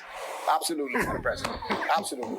Madam President, and again, I'm going to go through this because I want to get through Grand Bahama, but we're working on EPRIS, which also is the Ministry of Works. We are working on e-permits and licensing, so persons can apply for their business license online. They can access information about their business license online 24 hours a day. We're also working on e-pay with the courts, and I don't need to regurgitate that because that's what the Attorney General spoke about this morning. And also we are working on online payment project. You know, one thing we want to try and do is eliminate using cash at these government agencies. So we want to be able to go cashless, again, making things more efficient. Madam President, education is important with respect to this as well. So our aim in this project also is to try and train 5,000 Bahamians every year. I know it's difficult, but it is a plan that we want to have because we need to digitally educate our country because it doesn't make sense putting in place all of these online things if nobody uses them. So we have to be able to put training in place. And Madam President, also we want to congratulate the Central Bank of the Bahamas for creating their digital currency. And we want to encourage people to use it. Use the sand dollar because the more people are able to be added to the ecosystem of the sand dollar, the more persons are going to be able to use it. So we encourage them to go ahead and move that forward. Madam President, we are looking to a new digital Bahamas. We can do this. Madam President, if you know, and there are many people who say y'all ain't serious about this. There are many people who say no, that's just talk. Well, the reality is sometimes you have to talk some things until you actually get them done. So, Madam President, we're going to speak them because we're going to speak them into existence. Yeah. But we are also going to work hard to make sure that they become a reality. So, Madam President, let me now turn to Grand Bahama.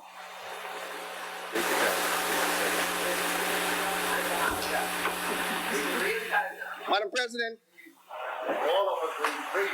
Apostle Paul penned in the 1 Corinthians 4:8-9. We are hard pressed on every side, but not crushed. Perplexed, but not in despair. Persecuted, but not abandoned. Struck down, but not destroyed. This, I believe, is the theme for the year of 2019-2020. When asked, can Grand Bahama recover after receiving two of the heaviest blows in our history, all within 10 months, my answer is, we are hard pressed on every side, but not crushed, perplexed, but not in despair, persecuted, but not abandoned, struck down, but not destroyed. All right. When it seems like just as things are moving forward, and there are some people who sit back and laugh. There are some people who sit back and mock. But we were on our way. We were on our way actually to proceeding with two of the largest investments in the history of Grand Bahama. Factual. When it seems like we are getting on track, when it seems like we just see some light at the end of the tunnel, then comes Hurricane Dorian, and then comes Mr. COVID-19. Madam President, we may be hard pressed on every side, but we are not crushed. We may be perplexed, but we in Grand Bahama are not in despair. It may feel as though we are being persecuted, but we are never abandoned. Amen. And it may seem as though we have been struck down, but we are not destroyed. We are far from it. Madam President, under the leadership of the Honorable Prime Minister, our mission remains steadfast. And you know, Madam President, I hear people mock the Prime Minister. I hear people talk all manner of things about our Prime Minister. But Madam President, he was called for such a time as this. And I'm very, very serious by this because I've had the opportunity to work with him up close and to see his strength, to see his focus in two of the most difficult times for our country.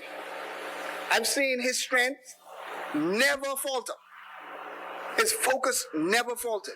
In fact, during those COVID-19 briefings, Madam President, he was inspiring for the entire country. During times when people were frightened, people were unsure, they didn't know what was going to happen. The world seemed as though it was falling apart. We had someone who stood firm, someone who was steady, someone who told you like it was, but someone who also inspired you and gave you strength to go on. Yeah. He also pulled from his spiritual experience. Yes, sir.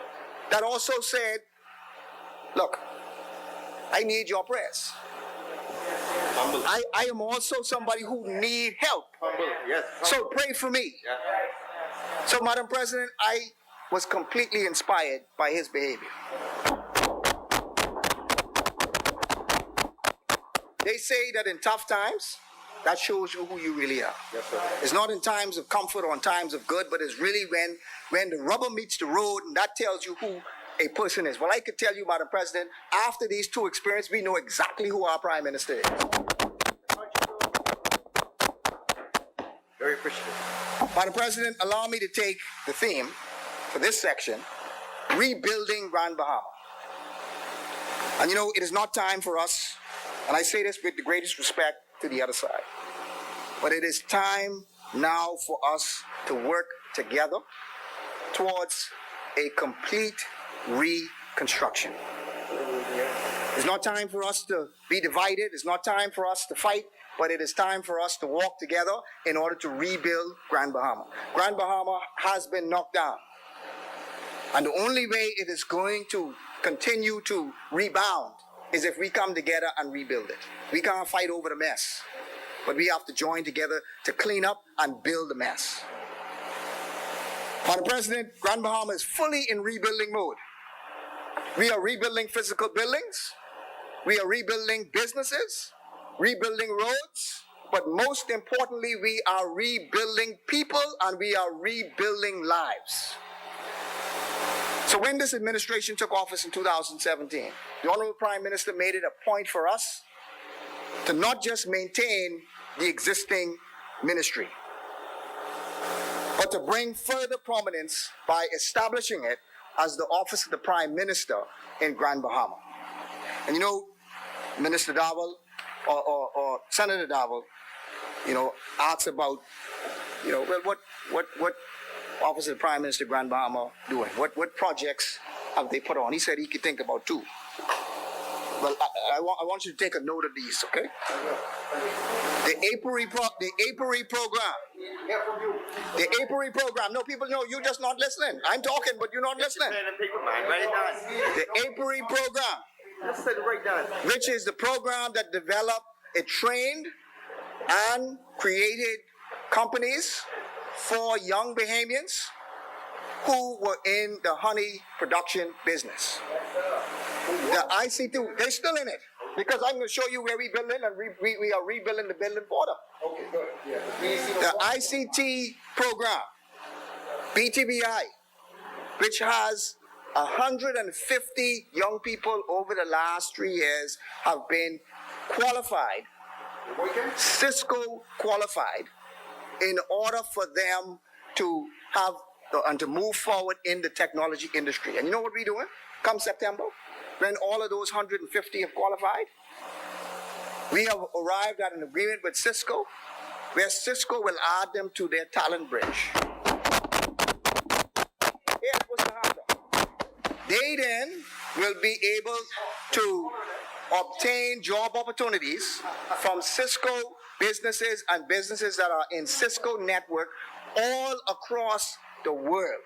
And they're going to be able to say that I want to be able to work remotely from the Bahamas, so they can use their training from the Bahamas and work for any company that is connected to Cisco in the world. You call for creativity. This is what creativity does. Madam President, also the Small Business Grant Program, the Technology Grant Program, working with investors and signing two of the biggest heads of agreement and moving forward with those investments, and I'll say some more about those two investments. Promoting Grand Bahama, facilitating the hiring of college students and other young people. The app development program, 150 young people also being trained in app development. The investment unit being put in place, is in place, working with investors to ensure that they have a smooth process in doing business in Grand Bahama. We also have the Grand Bahama Food Distribution Program, where to date, we have already put out 700 food vouchers, and there's another 800 that's coming.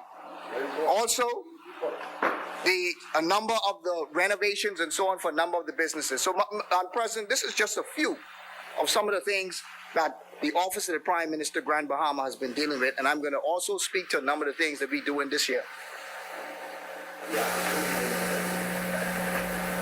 Madam President, immediately following Hurricane Dorian, and again, let me tell you, and Senator Darville, I think, was being a little bit disingenuous in terms of how the Office of the Prime Minister or how the Ministry of Grand Bahama works.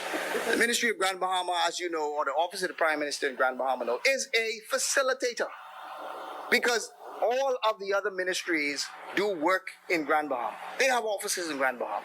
But one thing we do is that we facilitate government business in Grand Bahama. And there are a few signature projects that we also spearhead and lead.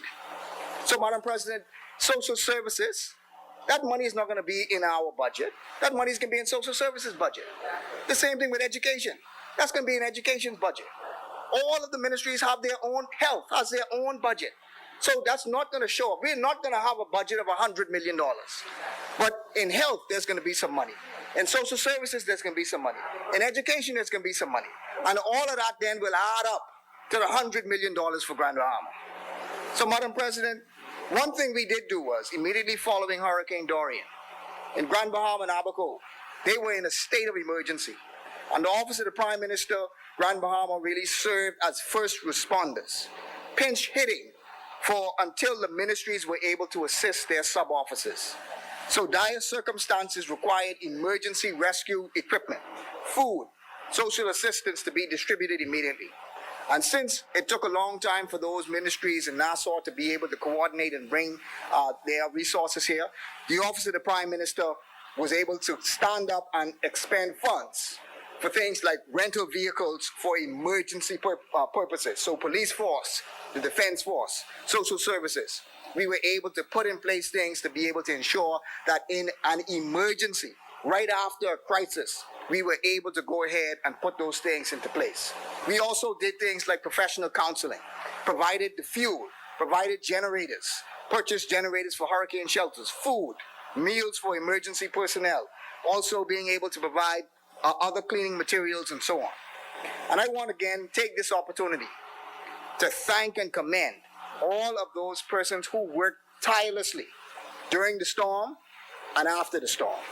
Your heroic work was invaluable. I said to a group of public servants that anybody who went through Hurricane Dorian, particularly in that EOC, we are brothers and sisters for life. Because some of the experiences that we had to go through together will bond you together for life. Madam President, I would be remiss if I also did not mention the frontline responders in the COVID task force in our country and also in Grand Bahama, who have spent tireless days and nights aggressively fighting the COVID-19 pandemic and protecting our citizens on the street and also our borders. So I want to thank, and I want us all to thank, the doctors, the nurses, the gas station workers, the grocery store clerks, the pharmacists, sanitation, utility, all of those persons who, while we were locked up in our house, still had to go out and work and make sure that things were maintained for us. Let us all come together and be able to thank them.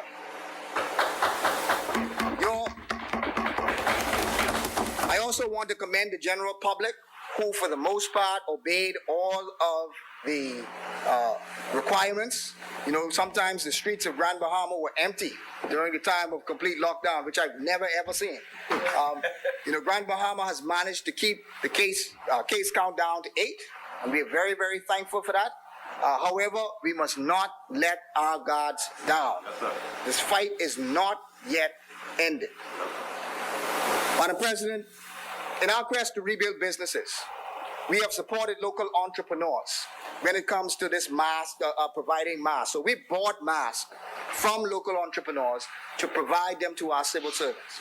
But Madam President, you know why and people again say about our Prime Minister. But one thing he did was he banned the importation of masks in order for us to be able to grow the industry of masks. And when you think about it, Madam President, this industry can actually be about a 20 million a year industry, because you have about 400,000 people. If all 400,000 of them require maybe about 5 masks or buy 5 masks in a year, and those masks cost $10, it's $20 million. Absolutely. So, Madam President, indeed, this was an unsure and scary time for many, especially for those who were stuck internationally. So one of the things the Office of the Prime Minister did was to coordinate and facilitate repatriation flights on Grand Bahama for those persons who were stuck in Florida. We also provided emergency flights for the transfer of swabs from Grand Bahama to New Providence. We also provided a rapid response communication team. You know, one of the big things during COVID was information and false information. So one of the things we put into place was a WhatsApp, Facebook, also email, so that if persons needed to have questions, they could immediately go ahead and ask those questions and get a quick response. Madam President, you asked about the budget, and persons talking about what's inside this budget. A major part of rebuilding the lives of Grand Bahamians is ensuring that we feed them as much as we can.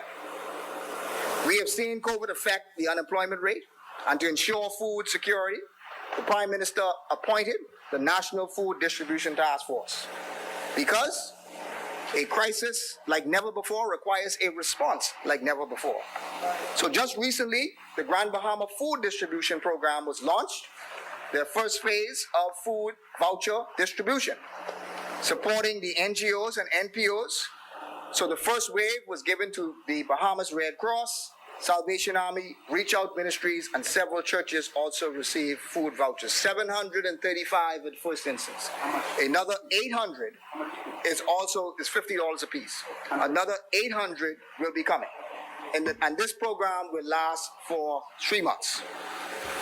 The Grand Bahama Steering Committee consisted of the Grand Bahama Port Authority, the Grand Bahama Chamber of Commerce, and the Grand Bahama Christian Council, along with the Office of the Prime Minister.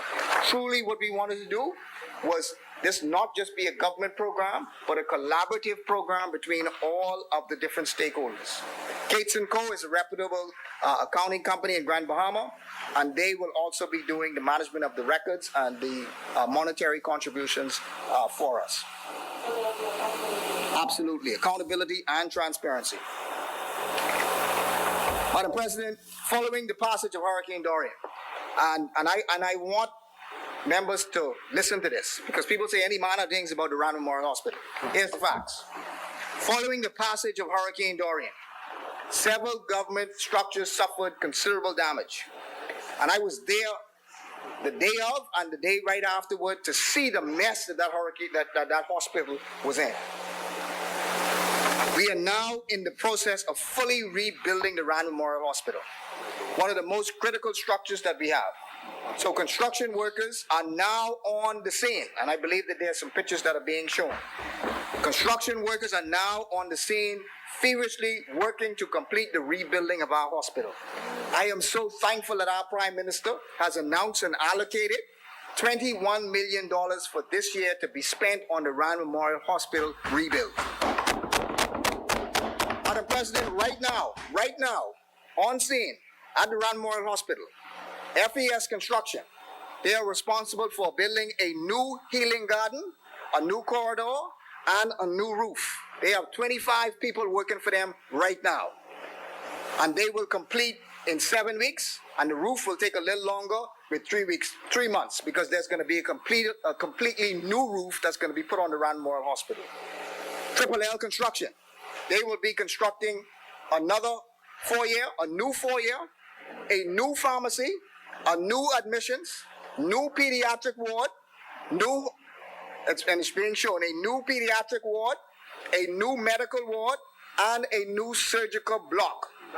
This company will also, they have 33 persons who are on the ground now working.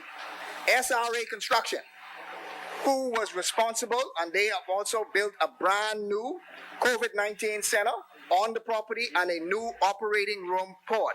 They had approximately 26 workers who were working. Logos Construction, they were working on the Cancer Association building to ensure that we had space if we had additional COVID patients. And Albacore Construction, they are working on a new operating theater. And they also have about 5 persons who are working on that. All in all, there were approximately 150 Bahamians who were involved in the reconstruction of the Rand Memorial Hospital. Madam President, while we may not have a new hospital, we most certainly will have a brand new Rand Memorial Hospital. So we are rebuilding also, and I believe, if I'm not mistaken, Senator Darwell also spoke about he didn't see any capital projects for Grand Bahama. Well, let me enlighten you a little bit. One, rebuilding in East End, the McLeanstown Administrative Complex, where the Royal Bahamas Police Force and the ferry services offices, that will be rebuilt. In fact, work is scheduled to commence within the next 2 weeks to make sure that we have a brand new administrative building in East End. In addition, we are also carrying on works at the Harold de Gregory building, which houses a number of government agencies. You know that building very well. ZNS, Statistics, Consumer Affairs, Housing, Mortgage Corporation, Urban Renewal. It was completely underwater. The bottom level has been completely renovated. However, we now need to finish the roof. So we're going to be completing that job this year. Also, the post office is another major project that is on tap for Grand Bahama that is in this budget. The Freeport Post Office, what we first did was expended about $50,000 just to make it operational. But we will be expending another $3.3 million to make a major renovation to this iconic building in the center of Freeport. We are not going to leave the post office the way that they left the courthouse. We are going to ensure that there is full renovations to the post office. The project now is in the tendering process, and we expect work to commence. We didn't leave the plans in the archive, but we can get it done now. We are moving ahead with the major restoration of the Ministry of Agriculture building, which is again in the center of downtown, and also for the center for the Grand Bahama beekeepers, or those young people who are in the apiary program. So that work is also, we expect to be commenced in the next 2 weeks. Then, Madam President, we are embarking upon one of the largest rebuilding and restoration projects for schools in Grand Bahama that has ever been done. $4.5 million. We just signed contracts for 15 schools in Grand Bahama to be completely refurbished. Right now. Big news. Right now. Big news. That's big news. Work is going on in the schools right now. We actually expect there to be about 150 Grand Bahamians who are going to be working throughout the months in order to ensure that these schools are ready to go. Big news. Big news. We're also going to be working on repairing. Madam President, you see, this is why I want to make the point. Because they say nothing going on in Grand Bahama. I don't play that. They say the unemployment is down. And yes, unemployment is down, but we are working to do better. So, Madam President, well, then tell us we do a good job if that's what we hired for. That's what we doing what we hired for. We are doing what we hired for. And Madam President, we are restoring hundreds of homes. Hundreds of homes in Grand Bahama is being restored. The Disaster Reconstruction Authority Small Home Repair Program continues to give assistance to those people who have qualified. So $25 or $2,500 to $10,000 is being granted to those homeowners. And here is, Madam President, I want us to all hear this because this is important. This program, which commenced in February of this year, I want you to catch this. Listen to the minister. February of this year, commenced some 5 months ago. 5 months ago, listen. We have already approved 2,000 Grand Bahamians for assistance through this program. We have already invested into Grand Bahama through companies and invested in these Bahamian homes already in the ground. $3,257,150.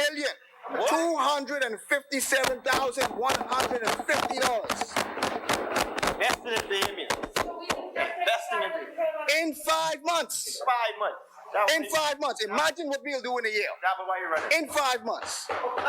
Madam President, I am further advised that Grand Bahamian contractors. Senator Thompson, can I just ask a question, please? Does this include West End? Absolutely. Thank you. Madam President, homes across Grand Bahama, West End, Freeport, and East End. Madam President, I am also further advised that in Grand Bahama, Bahamian contractors received over $9 million when it came to debris removal. You know, somebody came to Grand Bahama, I won't mention their name. Somebody came to Grand Bahama and said, I was there before COVID, and then I came after COVID, and then it looked like nothing was changed. It looked like there's still a lot of debris. Well, the reality is, that hurricane left a lot of debris. But what I could tell you is, $9 million worth of debris already done been cleaned up. $9 million. Madam President, the government of the Bahamas must rebuild Grand Bahama, and I want us to hear this because this is about the airport. We must rebuild the Grand Bahama Airport. The government is continuing discussions with Hutchison, along with the Grand Bahama Port Authority, with a view to come to an agreement on the best way forward in rebuilding a world-class airport. In the interim, there is a temporary structure, and there's actually work continuing on that temporary structure. So construction is going on now. Until we get the full airport to come. In the interim, we are, and once flights are able to come, we will be operating from that airport, operating regular flights, regular international and also regular domestic. Right now, we have regular domestic, so Bahamas Air is continuing, but when we are able to open up for regular international, then they will also be able to come. Work continues, Madam President, to proceed on the further enhancement of the temporary facility. The airport will require, and this I actually agree with Senator Davalon. I agree with him on. The airport will require a long-term sustainable building plan. It has been destroyed by hurricanes several times. The airport has been rebuilt 3 times in the last 7 years, which signifies that a greater plan must be put into place. Madam President, we have completed rebuilding the Fishing Hole Road. The ongoing project was due for completion before Hurricane Dorian, but subsequently it was damaged by the storm, causing a delay in the bridge being open. I am so pleased to be able to announce that the Fishing Hole Bridge is scheduled to be officially open on Friday, the 26th of June by our Prime Minister. I also want, Madam President, to invite, as I did before, to invite Senator Dowell, because they played an integral role in putting in place those work and those plans for the Fishing Hole Road Bridge. Work started under them, and as the Lord had it, we will be completing it. Madam President, we are also rebuilding our tourism product. And so in March this year, We welcome the holistic development, which is from Royal Caribbean and the ITM group. And there are so many who say any manner of things about this development. And again, some people mock it. Some people don't believe that it's going to happen. But Madam President, I believe this is going to happen. We need this to happen.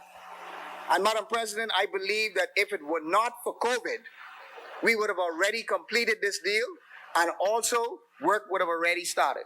But Madam President, unfortunately COVID came and there were some delays with respect to it. But the developers, Madam President, have confirmed that they are committed to proceeding with this development. And so, Madam President, we expect that there's going to be a full turnover of this hotel and renovations will start very, very soon. In February, Carnival announced its plans for the reconstruction of the massive port in East Grand Bahama.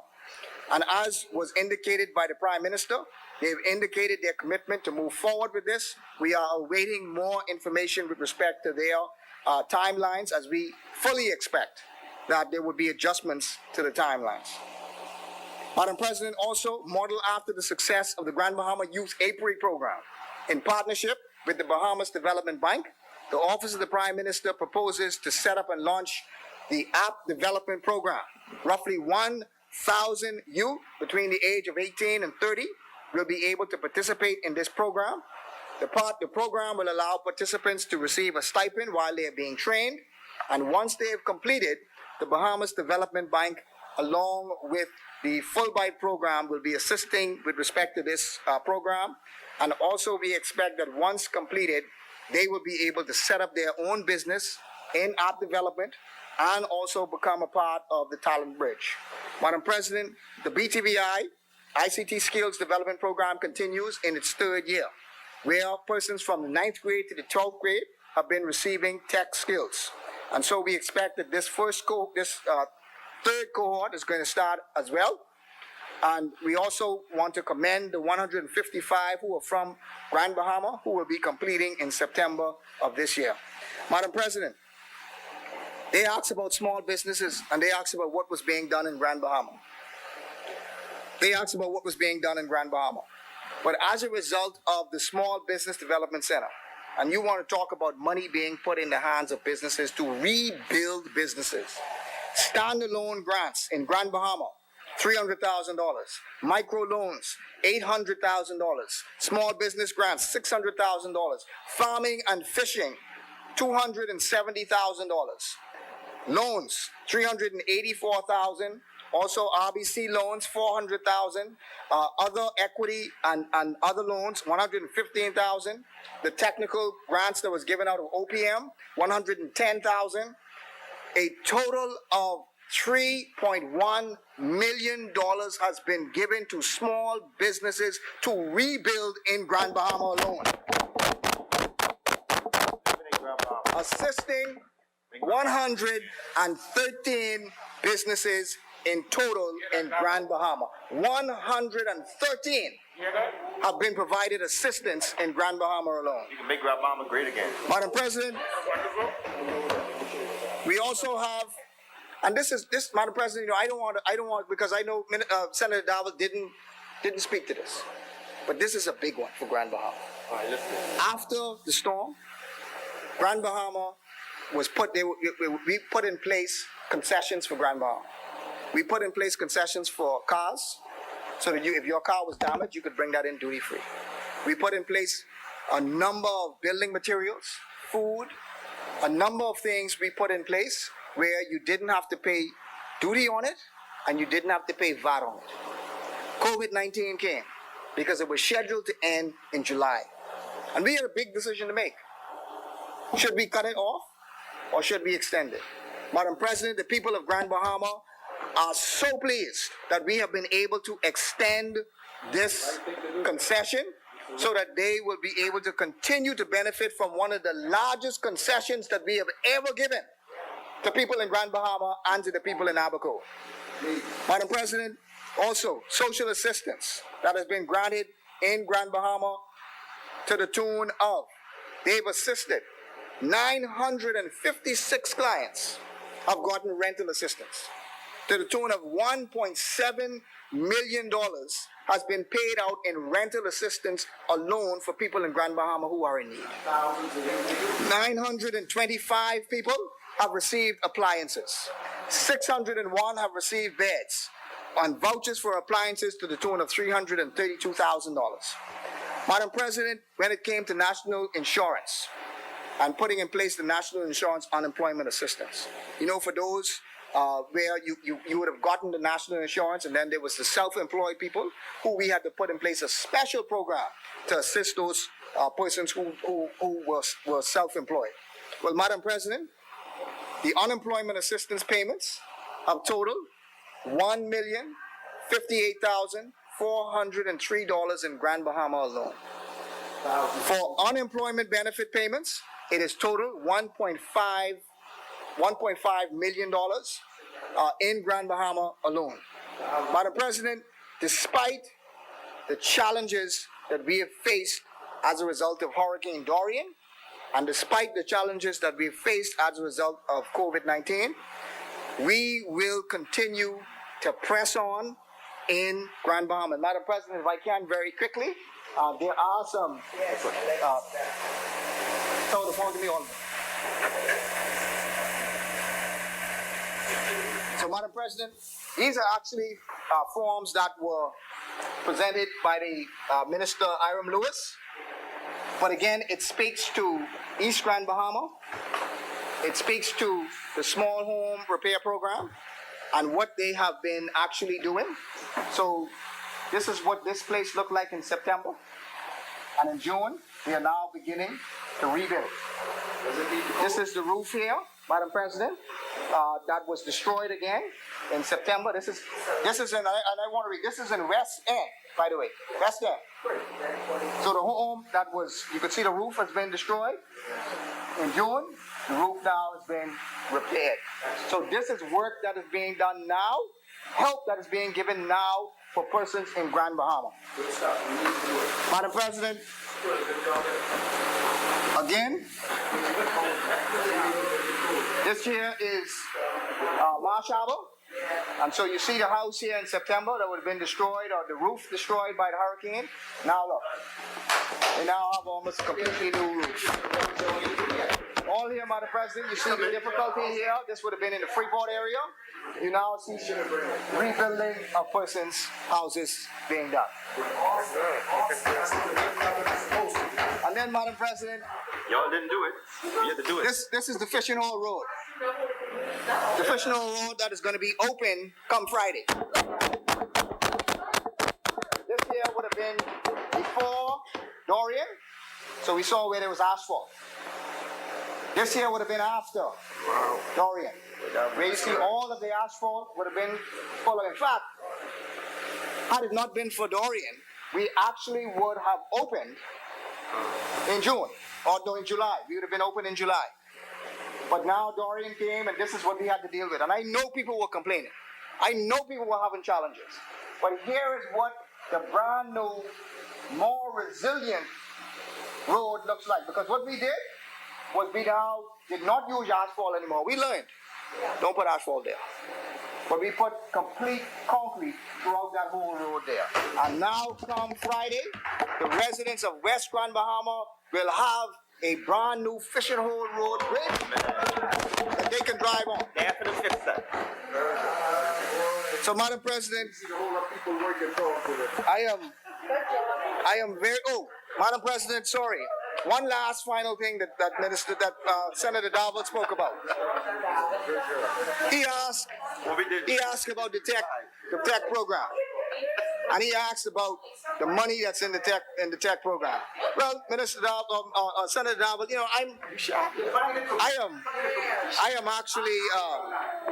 I'm disappointed because the first budget had $1.5 million actually set for the Tech Hub initiative. I'm a little disappointed because we didn't get 1.5, but we got 1 million. So I'm still pleased to say that there is funds in our budget to deal with and to help us through the Tech Hub initiative. So thank you very much, Madam President. I am pleased to be able to say that we support this. Madam President, the line item is 225119. Other services. Other services. Absolutely. I thought you read the book. Clearly, You read the book line. clearly in there. Clearly in there. Disappointed that we don't have 1.5, but we have 1 million. So we are very pleased. We're gonna do the best we can with the 1 million. So Madam President, as I take my seat and as I close, Madam President, someone said to us, someone said that a day starts at 12 midnight. And you know, people wonder that you don't see anything until the day breaks around 6 or 7 o'clock. But that does not mean your new day has not started. All right now. People may not see what's going on in Grand Bahama. People may not see the advancements that's happening. People may not see the hard work that's being put in. People may not see the investment that is being put in. But Madam President, a new day has started in Grand Bahama. Oh yeah. New day. And I am confident, Oh yeah. and I am confident that very shortly, Madam President, Very sure. the people of Grand Bahama, the sun will start to shine, and they will begin to see the work that we have been doing over the many years that we have been here. So, Madam President, thankfully, I support this budget. I support the Prime Minister. I support my cabinet colleagues. I support my colleagues in the other place, and I will support my colleagues here who will speak after me. Thank you very much, Madam President.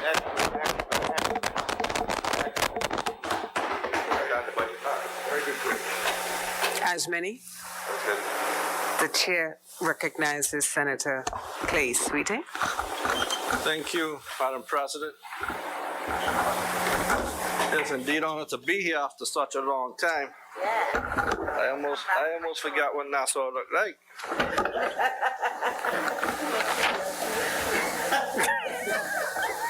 But I'm honored to stand here today to speak to this budget as presented by the government from the perspective of the residents of the island of Eleuthera and the residents of all family islands throughout this archipelago. However, before I go any further, I would like to take a few minutes to express condolences on behalf of my family to the many bereaved families throughout Eleuthera. Madam President, it seems like condolences throughout Eleuthera has no end. Our communities have experienced the loss of Mavis Flowers, Hazel Carey, Hartman Carey, Miss Lorna Kemp, Lynn Francis, Portia Al Green. In South Eleuthera, we have Devontae Baston, our Wimps Bite, Erlene Thompson, Arthur Brown, May Wilson, Franklin Smith, Harcourt Lightburn, Patrick Maynard, Marion Ramsey, Pastor Cedric Hall, James Roscoe Knowles, George Goodman, Charles Strawn of Waterford. The island of Eleuthera has experienced many losses in the past 2 months, and once again I extend my deepest sympathy to all those bereaved families and pray that their souls of the departed rest in eternal peace. Also, on a lighter note, I would like to extend a happy birthday to the former Deputy Governor General, His Excellency Oswald Ingram of Eleuthera, who turns 88 today. 83? Sorry, 83, which is still a good age. Hopefully I can make it to there, you know. But Madam President, as I begin today, I express deepest sympathies to the families throughout the island, and I note with great interest the Minister of Finance in his address to the Honorable House of Assembly that there will be an increase in health care. Madam President, the substandard health care is part of the reason that many of our residents meet their untimely demise in the family islands. Throughout the mainland of Eleuthera, there is not one medical facility constructed by the Bahamas government in the last 20 years to provide basic health care for the residences of Eleuthero. During our last term in office, we initiated upgrades in clinics in Spanish Wells and Harbour Island to facilitate the implementation of national health insurance. However, for the most part, on Eleuthero, clinics are set up in makeshift homes and buildings constructed to be apartments or businesses. Additionally, the evidence of poor management of these facilities is laid bare, as you can see the extensive damages to roofs that remain covered with tar from previous hurricanes as a clinic in the Bluff, ceilings caving in at the clinic in Governor's Harbor. Madam President, for the very first time, I would like to concur with the Member of Parliament for Central and South Eleuthero, who seems to finally found his backbone to speak up on behalf of all the people of Eleuthero. However, he should be reminded that in his glee of winning the seat in 2017, he was not so vocal when the then Minister of Health, Dr. Dwayne Sands, halted the progress of the mini hospital initiated by the former government. A hospital project that was envisioned to service the healthcare needs of all the residents and visitors on Eleuthero. A mini hospital on Eleuthero would be a welcomed establishment for everyone. I have spoke about this issue every budget debate since I have been in this place. So isn't it ironic that the most honorable Prime Minister himself made it very clear in his exclusive interview with ZNS during the COVID-19 lockdown that one of the reasons he did not allow the island of Eleuthero to be lifted of the lockdowns was due to the inadequate health facilities and exorbitant cost of medical airlift required for COVID-19 patients. Colleagues, if you would be so kind, the residents of Eleuthero are asking in all seriousness that if health care was at that time such a huge concern, is that concern still valid? Because at one point, we are going to allow foreigners who are not tested onto our COVID-free island. Will the funds allocated for the improvement to healthcare be spent on ventilators for Eleuthero? Will it be spent on reviving the building of a much-needed mini hospital? The residents of Eleuthero would like to know when will their health concerns be taken seriously by the... Madam, just on the point, Madam President. I just, on the point that the senator may be misleading the Senate, did I understand you correctly to say that we are going to allow foreigners to come into Eleuthero who are not tested? No, I said previously. Yeah, I see. said Okay. previously. I see. Okay. Yeah. Okay. But I think that it should be further clarified. There were conflicting statements issued. No. But there was never any definitive government policy on this issue of whether COVID tests would be required or not. It was an evolving dialogue. Okay, certainly the initial posture was that one thought was that there wouldn't be, but then we started to see what was happening in our neighbor, and we know that 60% or more of our tourists come from our closest neighbor. No, the other way, across the straits of Florida, right? That neighbor, that state. Yeah, anyway, Cuban tourism was never a major part. Cuban tourism was never a major part. I mean the United States, and that is a euphemism without calling countries' names, because I don't think that we should be in that business. But our nearest neighbor and the state that provides upwards of 60% of our tourism product, when we saw, as has become clear, the rapid, almost explosive growth in cases, that settled the debate, okay? And then the government's position was firm that all persons coming to the Bahamas require a COVID-19 test prior to coming. And in fact, the order number 5 was promulgated today and makes that very clear. 72 hour one, no? For Bahamians. Yeah, That is for Bahamians, okay? Okay. And that is a special concession because, you know, every Bahamian feels that Miami is part of the Bahamas, which is the old joke. Thank you. Thank you. Thank you. I'll continue. The residences of Eleuthera would like to know when will there be at least 3 permanently stationed doctors on the island, considering the 110-mile length of the island spanned over 18 communities with over 10,000 residents and 2 major economic hubs, Harbour Island and Spanish Wells. As the Member of Parliament said in his speech, build a new hospital. It's overdue.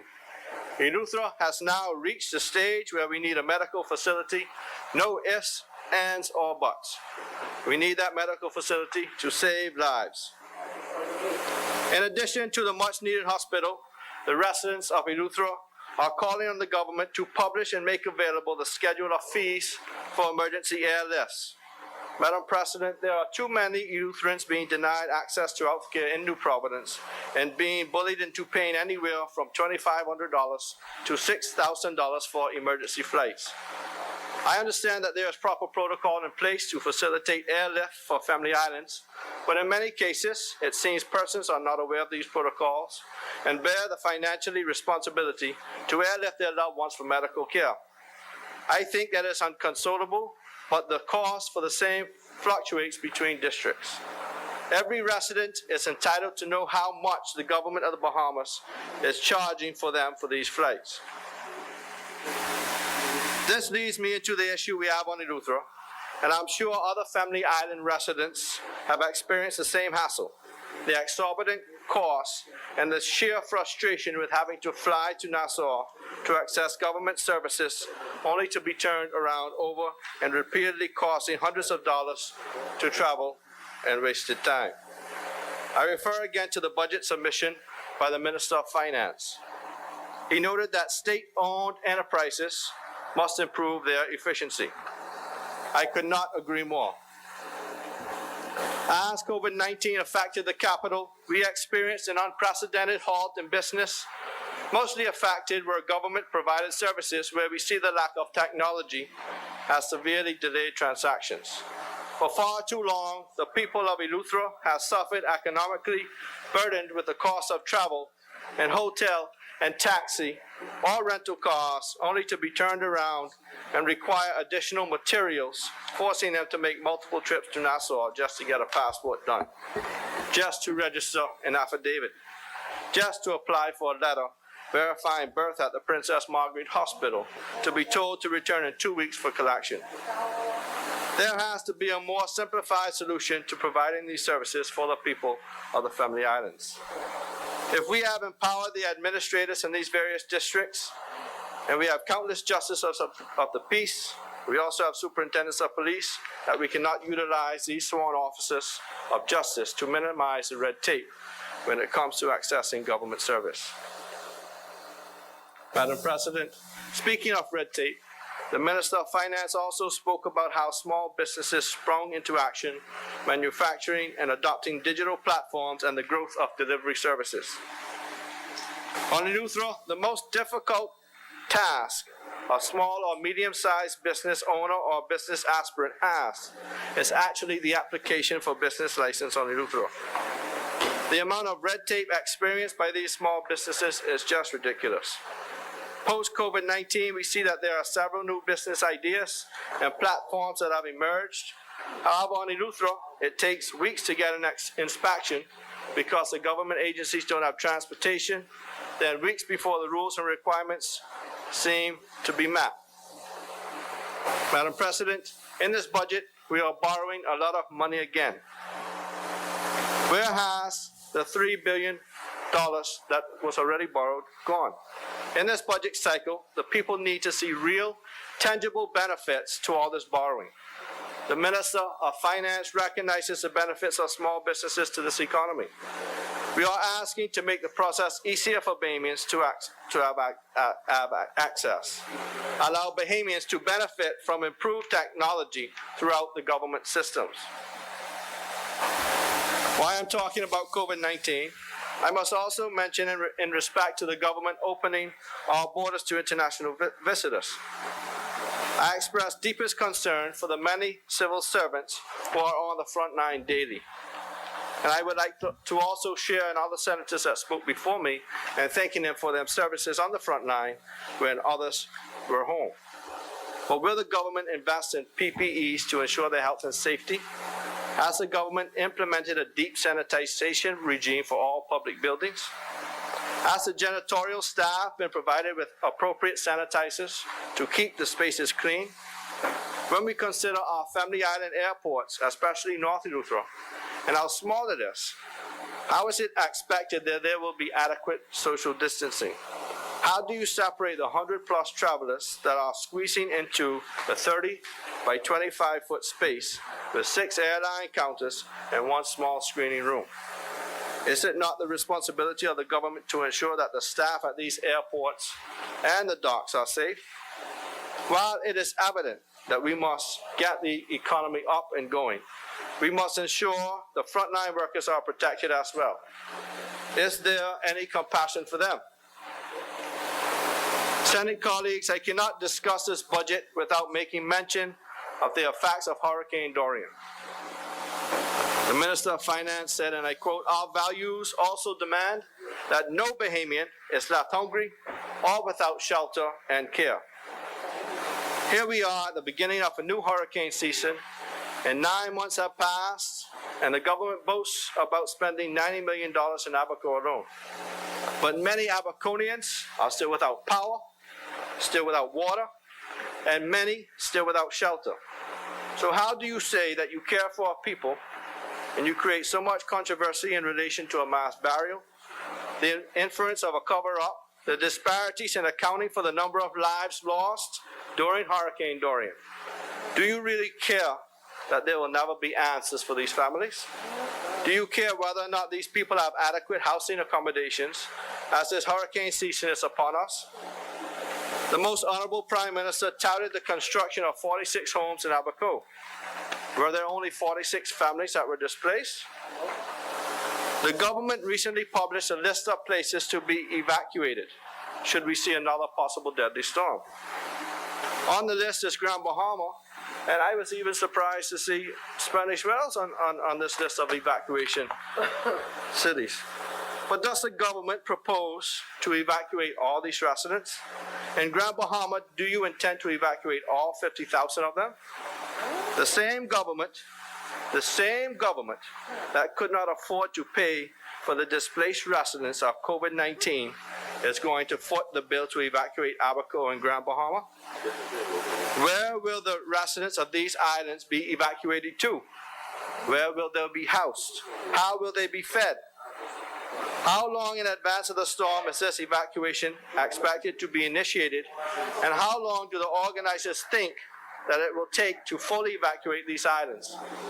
Is this realistic? Where is the money in this budget to pay for this? What one must realize is that while Abaco and Grand Bahama recovers, it is only obvious that Eleuthera and Exuma economies must be a focus for this government. Serious investments in these islands are indeed necessary. Travel to the Family Islands must be made affordable.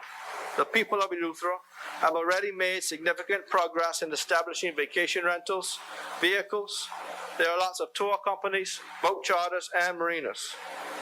We need to market our islands throughout the Bahamas to increase domestic travel. As Bahamians, we must be our brothers and sisters' keeper. Let's dedicate ourselves to travel our islands this year. Let's dedicate ourselves to boost the local economies within these small communities. We all have a role to play in building our country, and the islands have a lot to offer. It is all in our own backyard, just a hop, skip, and a jump away. So as we traverse our islands, we must not forget that we need to implement proper health care for ourselves and our visitors. And we need to make it easier for Family Islanders to get their business license and access to capital to grow their businesses as well. Madam President, as we are looking into improvements in food security, It would be remiss of me not to recall the contributions that was once made by Luthra in farming and canning. We can immediately bring these industries back by investing significantly in farmers and innovative technologies that has advanced farming worldwide. We need to make a significant investment in agricultural education in the schools as well. This should be as equally important as math and English. We must be able to feed ourselves. This must be a part of the new normal. I must commend the Minister of Agriculture and Marine Resources for inviting myself and other members of the opposition to discuss by way of Zoom meeting on a bipartisan approach to marine resources and agriculture in this country. However, I am not sure if the government shares his passion as portrayed in the budget. I noticed that BIC's allocation has been slashed by $900,000 and BEMC by over $1 million. The allocation for the total budget for the Ministry of Agriculture and Marine Resources increased only by a mere $200,000. Madam President, compared to what the PLP invested in BEMC, some $50 million to move towards the vision of feeding ourselves, the government's level of commitment is its own allocation in this budget. The government has had no qualms with borrowing exorbitant amounts of money and spending it as they see fit. The government has spent $65 million to purchase the Grand Lucayan Hotel. To date, the public has not received a full accounting of the total cost and the ongoing costs incurred with this purchase.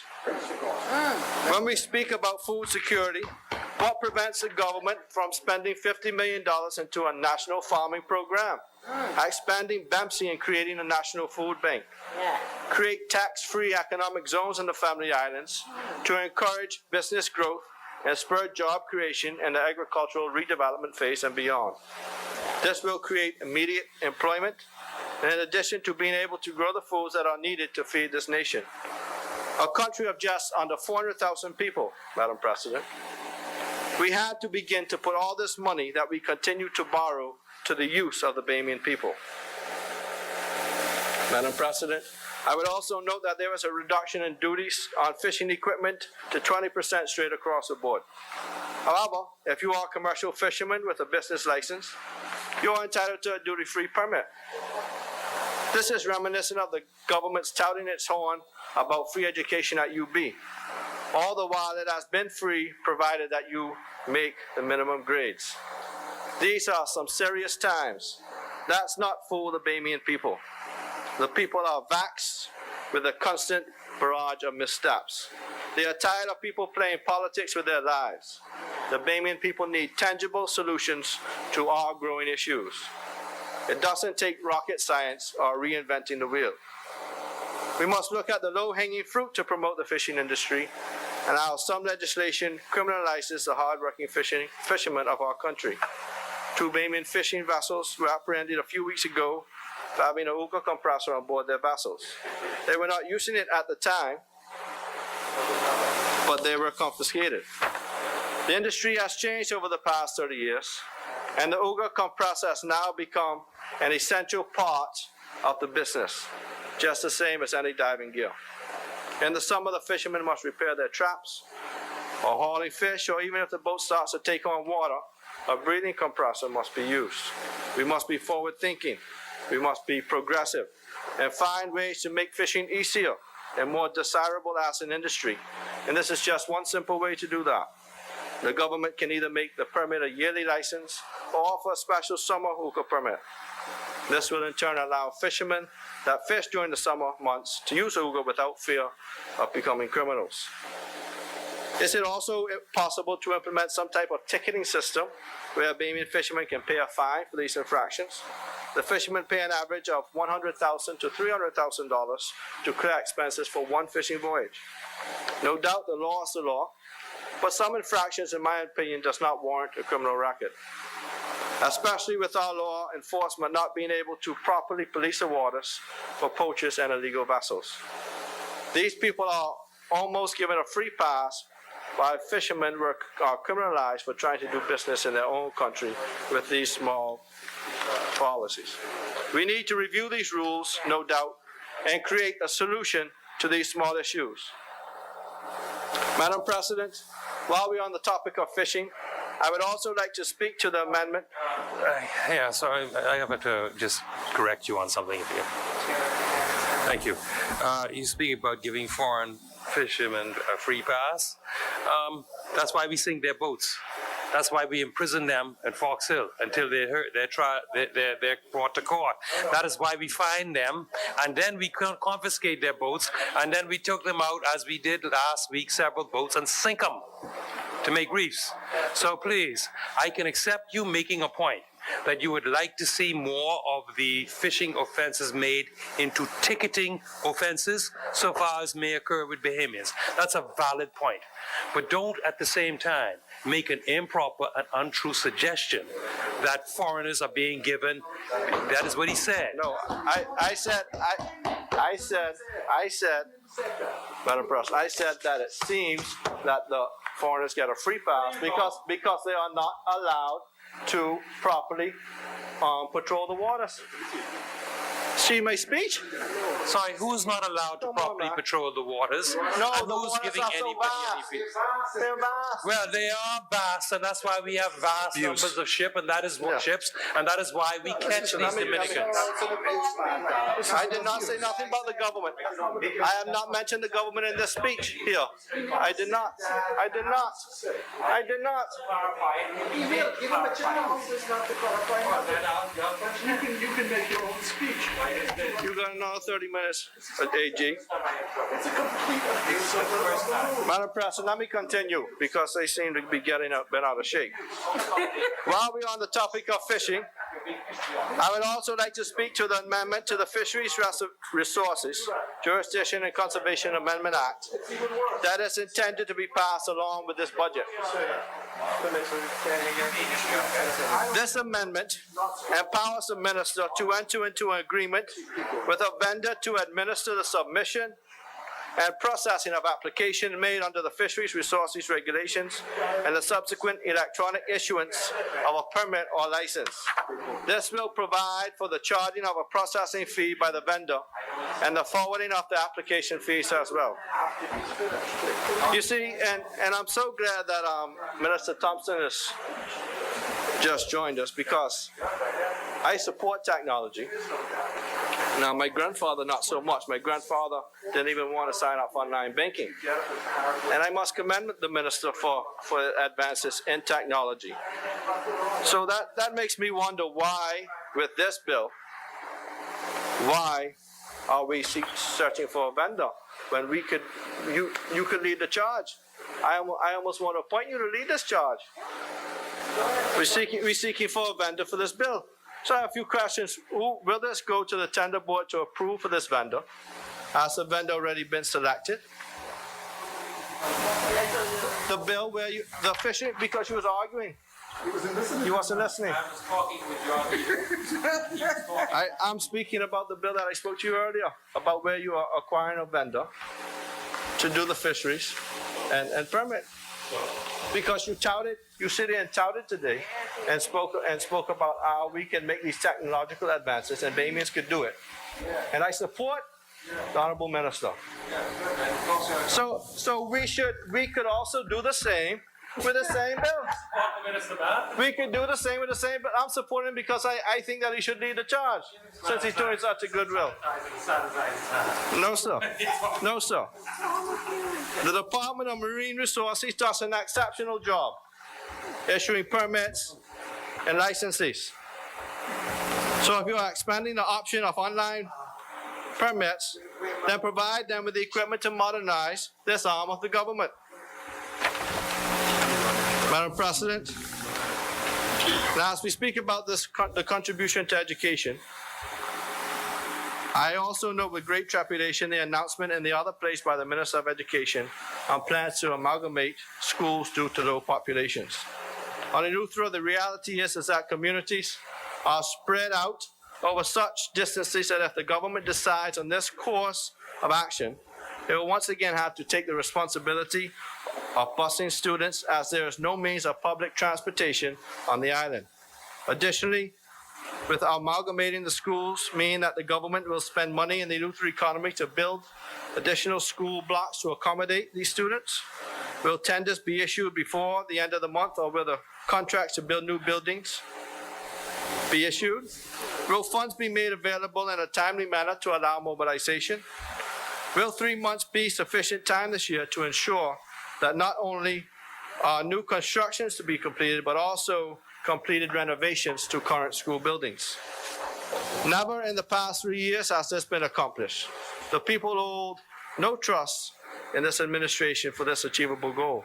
Additionally, I would like to point out the poor management of the assignment of teachers for Family Island districts.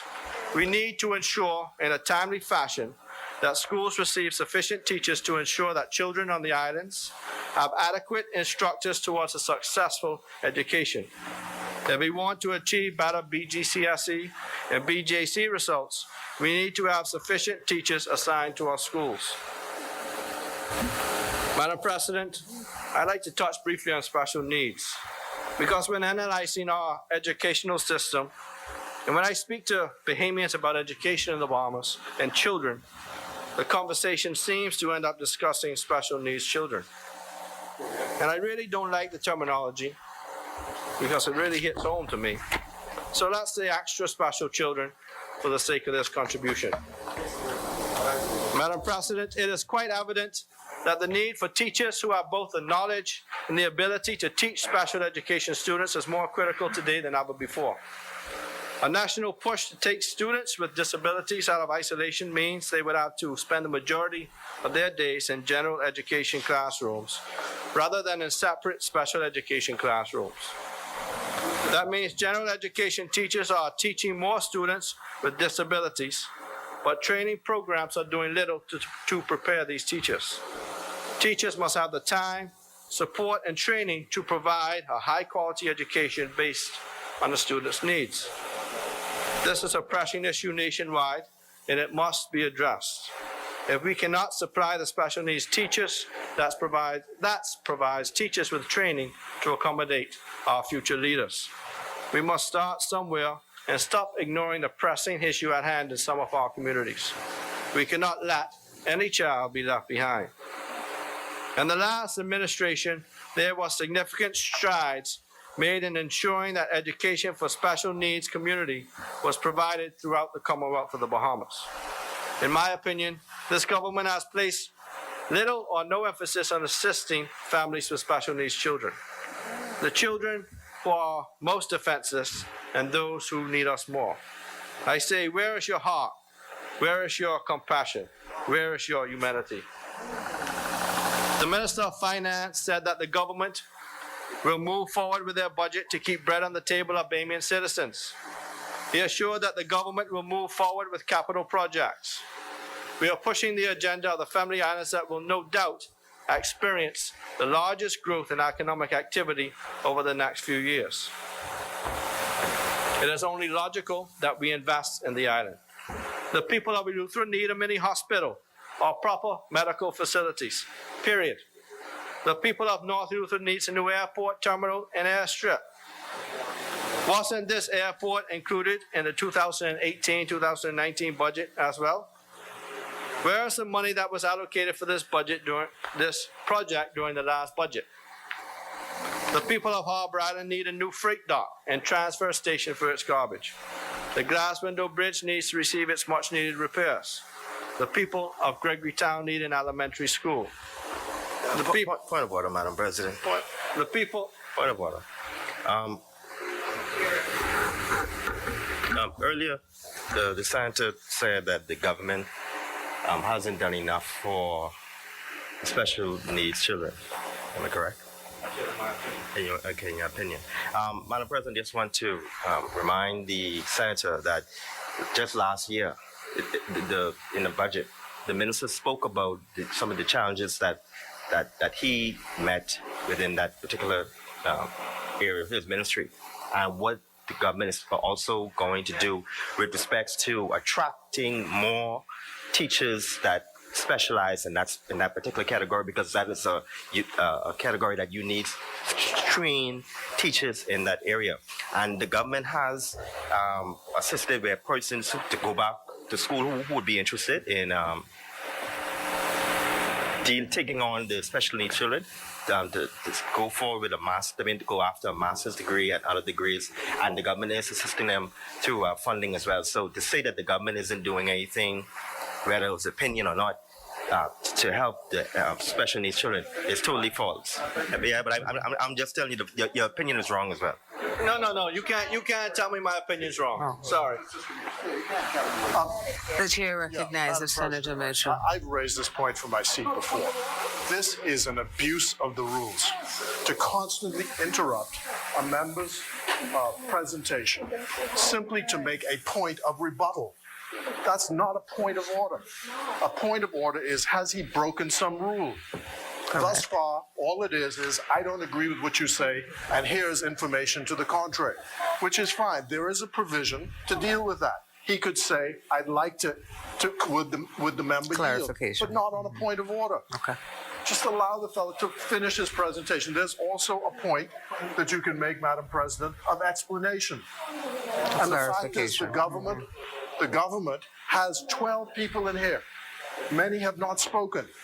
Any point which is raised by the opposition can be properly rebutted when they make their speech. But let the fellow talk. You know, Madam President, this is what the leader and I were discussing sotto voce across the table. Staged whispers across the table. But there is a difference between a person expressing their opinion and a person deliberately misstating a state of affairs and saying, but it's only my opinion. When that happens, it behooves anybody who has the true information to stand up and correct it, because what was expressed was misleading. The fact of the matter is, and if the truth be told, that I know as a former Minister of Education, that successive governments have sought to supplement the absolute lack of trained Bahamian special needs persons in the government system by encouraging and working out with the Cuban government to send brigades of trained special needs teachers. They can't even, in many cases, speak proper English when they come, but they are trained.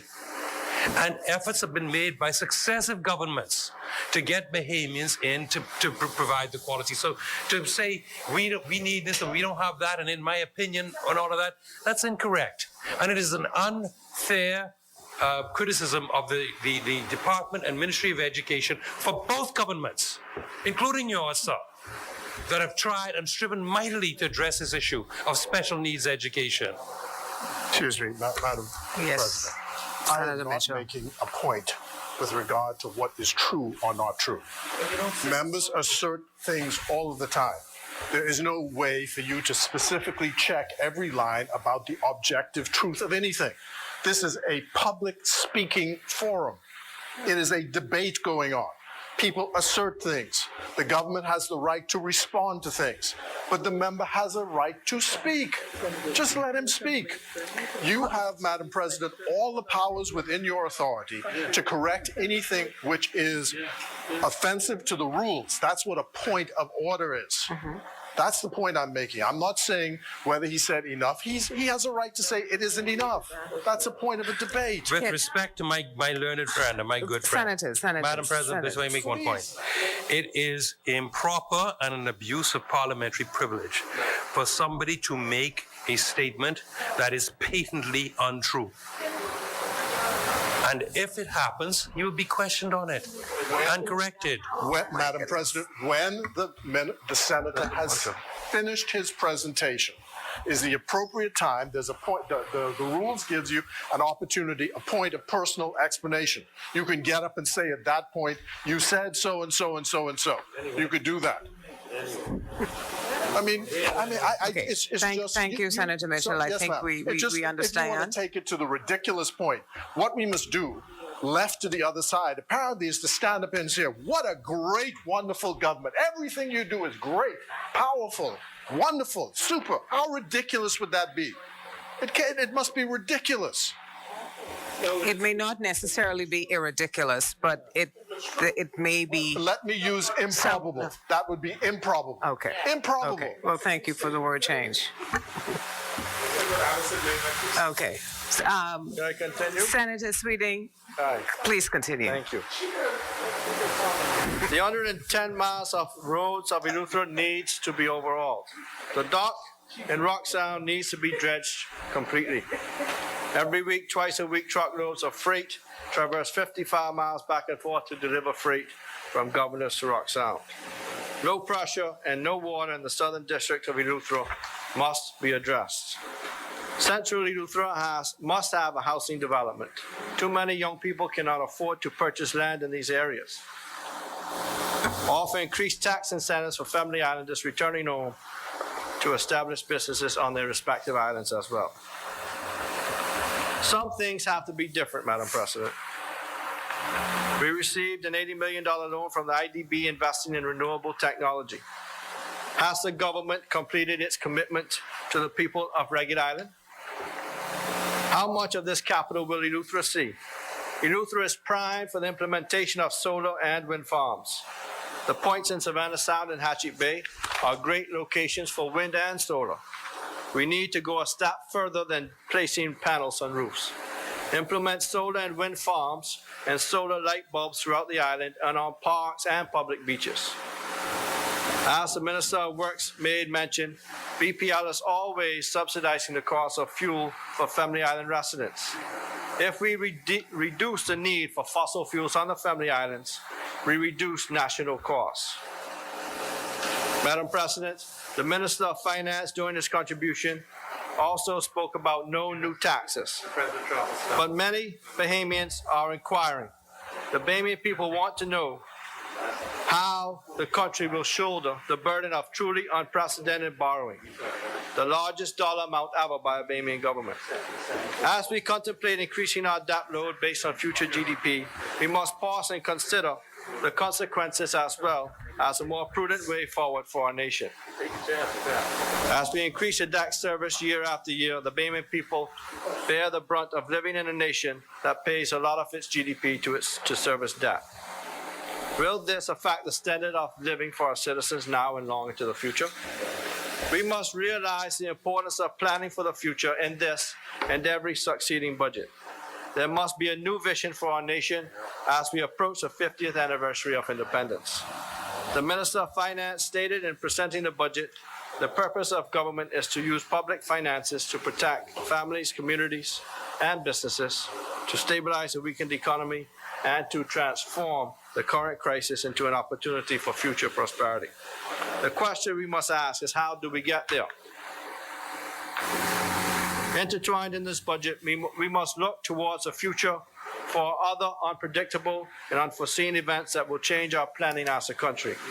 Our economy can be affected by the continued growth assumption that relies on a quick recovery of our tourism industry, continued low oil prices along with a vibrant global economy.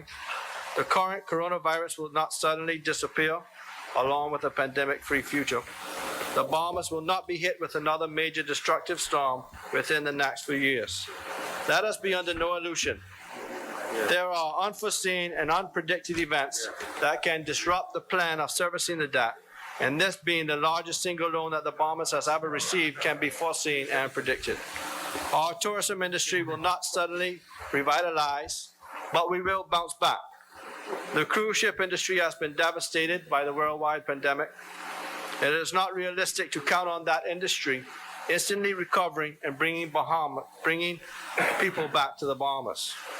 In fact, before the COVID-19 pandemic ravaged the world economies, fears that a recession was emerging were being forecast.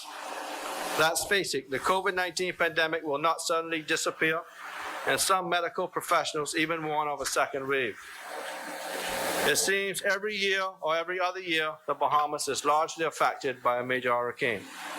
The wages of an exorbitant of our citizens are directly tied to the tourist industry, with others indirectly making their living from this segment of the economy.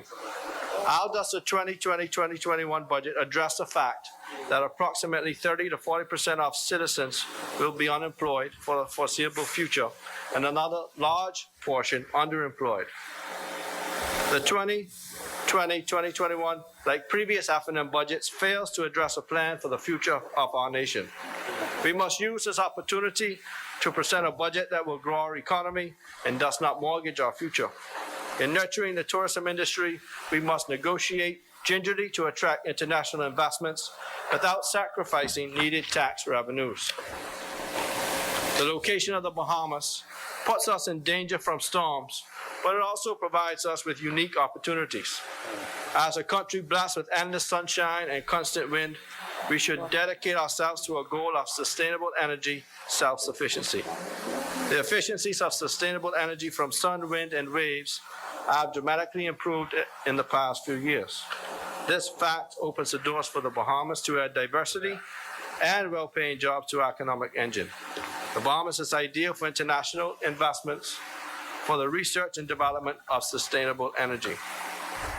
As we recover from these unforeseen and unpredictable events, we must set a course to expand the growth capabilities of our economy beyond tourism. Our budgets, this 2021 and those into the next decade, should be dedicating resources to enriching opportunities for the current and future generations of Bahamians. The Progressive Liberal Party, as the prior administration, commissioned the National Development Plan, then embraced a vision for the next 20 years of our country's development. It is time to reinvent our agricultural output by implementing modern, non-polluting innovations, expand and implement our ongoing projects, and setting goals to reduce our food imports. This budget seems to lack foresight, vision, and a plan for the future of our nation. To prevent being blindsided by the unforeseen and unpredictable, we must become a nation that plans while providing for the present. We must, as representatives of the people and our young independent nation, think and act responsibly and innovatively to expand our economy and provide new opportunities and a brighter future for all Bahamians. More catastrophes will arrive. We must prepare for them. To protect against future pandemics, we need to invest in a world-class healthcare system that attracts and encourages research and development from the international scientific and medical communities. The Bahamas can be a welcoming headquarters for these clean industries. This will grow our economy and our GDP. Hurricane-proof and resistant housing is another specialty field that we as a nation are uniquely positioned to welcome. With the recognition of climate change, an industry is blooming in storm-proof housing and buildings. We can encourage this industry to the Bahamas for their research and development while reaping the benefits of their innovations and discoveries. This will provide jobs, grow our economy, and the living standard of our nation. We must remember that the goal is to create a roadmap for the future of the Bahamas, not one that mortgages it. Madam President, Senate colleagues, as a resident on the Family Island, I had to live each day in substandard conditions, it seems. And this is a government that shouted that it's the people's time. This government has borrowed an unprecedented amount of money in the past 3 years, and the Bahamian people have not seen this money put in work for them. Instead, we have only seen and felt the increase of hardships and taxes. The Bahamian people are unconcerned with pie charts, fancy speeches, and presentations by members opposite. They are concerned with their ability to pay their bills, purchase food, and have a decent standard of living today, tomorrow, and in the future. Madam President, the foundation of good government is to work for the common good of its people. The Prime Minister and his party has failed the people in guiding the Commonwealth of the Bahamas to a more prosperous future. This Prime Minister has failed to offer a vision of innovation that will grow the country and in the process expand the economic vitality of all citizens. Madam President, the side opposite seems to continue with the strategy of the blame game. You would think after 3 years, they would be tired of saying that acronym PLP. The people of this nation will hold them accountable for what they have done as a government. 3 years has passed, and possibly one budget exercise left, and this government has lost and continues to lose credibility with the Bahamian people. Madam President, I do agree that Dorian and COVID-19 has caused devastating upheaval for Bahamians, but let me remind the government that their choices, their priorities were already leading us into trouble. The government chose to increase the VAT burden by 60% on Bahamians. The government chose to waste over $60 million on a hotel in Grand Bahama. The government chose to terminate many Bahamians and instead fast-track work permits for foreigners. How about Oban? Madam President, it's simple. Priorities. The people of North Luther thought that we would have a new airport by now. We thought that our bridges and our roads would be repaired. We thought that we would have our docks repaired and stable electricity. We thought that our cries would be heard. But alas, the Bahamian people have been bamboozled. We have been placed on the back burner to accommodate the wealthy, the foreigner, and special interest groups. Bahamians deserve better. No accountability for the $65 million spent on the hotel in Grand Bahama. No accountability for the fires at BPL. No accountability to the people on the cost of the Frank Smith and Shane Gibson trials. This is a no-account government, and the Bahamian people may never be given account for this fiscal year either. Madam President, it ain't long now. As Bahamians continue to navigate through these uncertain times, I am sure that we as a people will remain resilient and hopeful for a better future. To a Commonwealth country where the wealth is more common and riches are not just built on the backs of the Bahamian people, but they will become entrepreneurs, business owners that will build a strong economy together. The Progressive Liberal Party will continue to do our part. We'll do our part to offer solutions and suggestions to move this country forward. We will continue to share our vision, to share our policy, to share our plans, to navigate us out of this crisis, and to lead us into a better Bahamas. Madam President, I am thankful for this opportunity. May God bless you. May God bless the Commonwealth. Let me just say something else. A significant number of questions have arisen, senators, as to whether or not we're speaking on a point of order or what the rules say relative to the interruption of another senator. Government leader, Senator Bethel, is going to give, I think, an explanation so that maybe we'll all have a better understanding. Thank you, Madam President. The rules of the Senate are quite clear. Under Rule 31, subclause 23, the rules state that a senator may interrupt another senator who is speaking in the following circumstances only. A, to call attention to a point of order or to a matter of privilege which has suddenly arisen. So that's the usual point of order point. And then there are some other grounds: to call attention to the absence of a quorum, to indicate where strangers may be present, and to move a closure motion. We can always get up and move closure right away. But the fifth matter is, please. No, if the senator agrees. First of all, let me make it clear. The rules here at this sub-rule makes no reference to the agreement of the presiding officer, although we do accept that the presiding officer has inherent power under the rules to recognize a speaker or to ask a speaker to cease and desist. So you agree? We agree that the presiding officer presides and can control the proceedings. However, the rules themselves permit a senator to interrupt another senator to elucidate some matter raised in his speech if the senator gives way. Okay? So if a person makes an allegation in their speech which requires, in the view of some other senator, to be elucidated to show that it is an incorrect statement, or something of that nature. If the senator being challenged gives way, the point may be made. Thank you. Said, with respect, Madam President, there's nothing the leader for the government said which disagrees with what I said. I mean, the whole presentation was tautologous.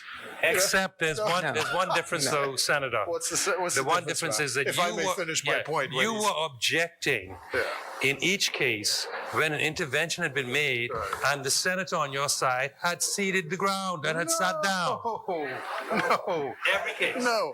In each case, Madam President, that your member, Mr. Leader, interrupted, the person said, on a point of order. That is the issue I was taking. Point of order is under the same rule. I understand, but what I was saying is it was an abuse of the point of order, because what turned out was not a point of order at all. It was not a point of order at all. You were engaging in a debate in which you disagreed with what the speaker said. No, That's what I I'm was sorry. saying. I'm sorry, Senator. But you're not at liberty to twist what everybody I would am understand. at liberty to say whatever I wish to say. Yeah, you're like Humpty Dumpty. Humpty Dumpty, and you told Alice in Wonderland Okay, that Senator, words Senator, mean whatever I please, want them to mean. Please. Please. But don't prescribe what I can say. Your points, Do Senator. not prescribe what I can say. I can say what I want to say. Yes, you can. Yes, you can. Senator Mitchell, Yes, ma'am. With Yes, all ma'am. respect, to Senator you. Bethel, Right. Yeah, please. with all respect, Please. Madam Senator Yes. Mitchell, Senator Bethel, you have done what I was going to ask you to do. You have both taken a seat. Okay? If I may- So, no. This is tedium. We are going to continue with the presentations Yes, please. as they're set out. Jeez. And if there is reason for any one senator, including our leader, to clarify the matter that is on the floor, they will be recognized. As the rule says, if the senator seeks. That's right. Because that was not your point. Your point was don't say anything. Please. And can I just Yeah. continue to say, not the person who wants to join the argument, but if the speaking senator seeks. That is the rule. Right. And may I also say, Madam President, you are no, I want to make this point. I want to say what is obvious. The president is the presiding officer. And the rules are permissive. The rules are permissive. Okay, so will we just have a seat? As many. The chair recognizes Senator Anna Faye Knowles Ferguson.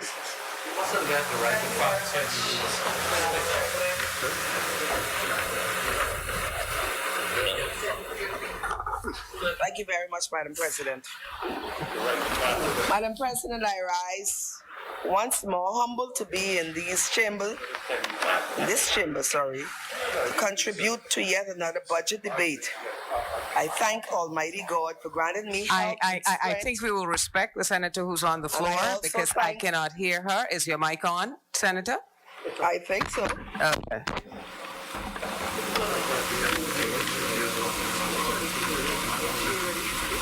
You think I can stop with these people? Let them go. They want to talk.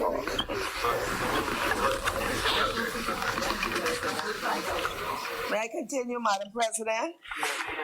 Thank you very much. I thank Almighty God for granting me the health and strength. And I also thank the Most Honorable Dr. Hubert Minnis for giving me the opportunity to serve the people of our beautiful Commonwealth. I dubbed this budget, I gave this budget a theme, from crisis to opportunity. From crisis to opportunity. Madam President, I would like to extend my deepest condolences to the families, loved ones, and friends of those fellow citizens that we have lost due to COVID-19. May their souls rest in peace and rise in glory. I also want to give sympathy to persons in my area, in the McCall area, to the family of the late Elcima Johnson and also to the family of the late Curtis Hanna. Madam, it is truly an honor and a privilege of mine to contribute to this monumental budget.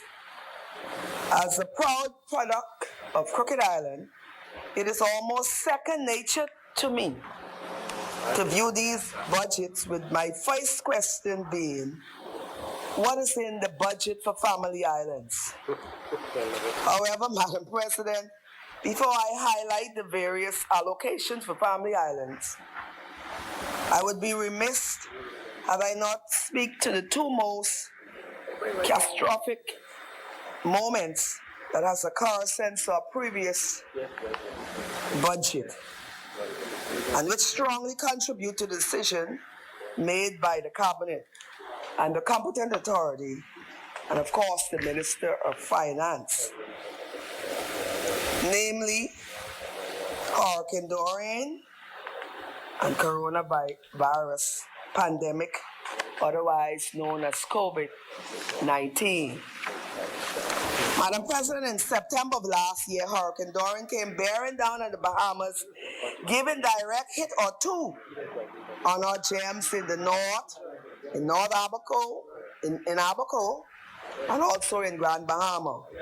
And to make matters worse, Madam President, Dorian sat on Grand Bahama for a horrifying 40 hours, taking our people through hell on earth. The most intense typical cyclone on record to strike the Bahamas, maintaining sustained winds of 180 miles per hour. In current financial losses of approximately $3.4 billion, and taking along with it the many lives and of loved ones which are priceless. From crisis to opportunity. Madam President, despite taking what I see as no less than a major blow to the infrastructure of Abaco and Grand Bahama, and also a major blow to our fiscal condition as a country, the Bahamas was traveling smoothly on the road to discovery. On the road to recovery. Residents of Abaco and Grand Bahama began rebuilding their homes and building establishments, while the Family Islands, mainly Exuma and Eleuthera, sustained the high tourist demand that remained, granting the Bahamas, Madam President, a record-breaking year in tourism arrival at over 7.2 million guests on our shore, a 9% increase from the year prior to last year, Hurricane Dorian. However, Madam President, as we began to rebuild and rebound, we were faced with yet another devastating storm.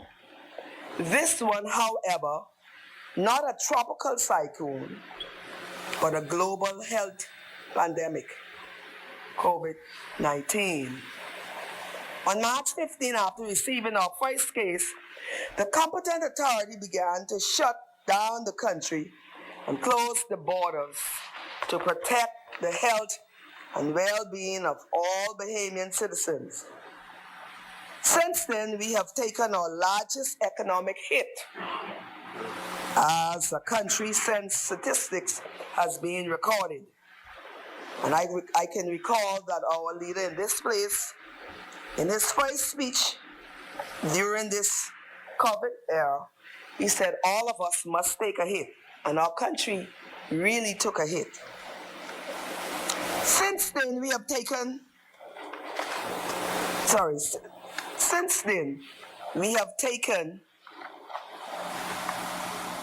our largest economic hit as a country since statistics has been recorded, losing $900 million in tax revenue, diminishing our foreign reserves, and are projected to have our economy shrink by 12% this year, 2022. From crisis to opportunity.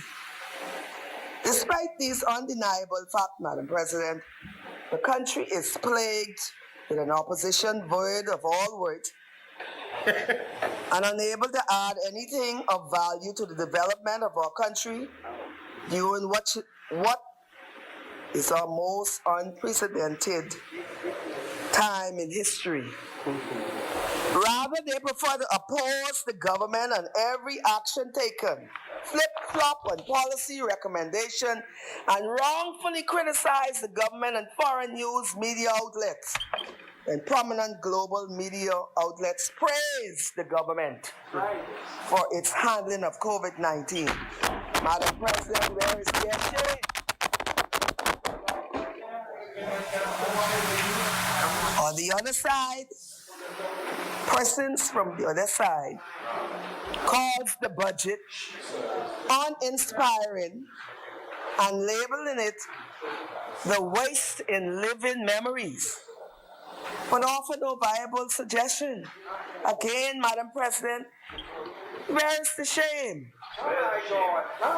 They say all we want to do is borrow money, but yet we have a record for financial prudence, and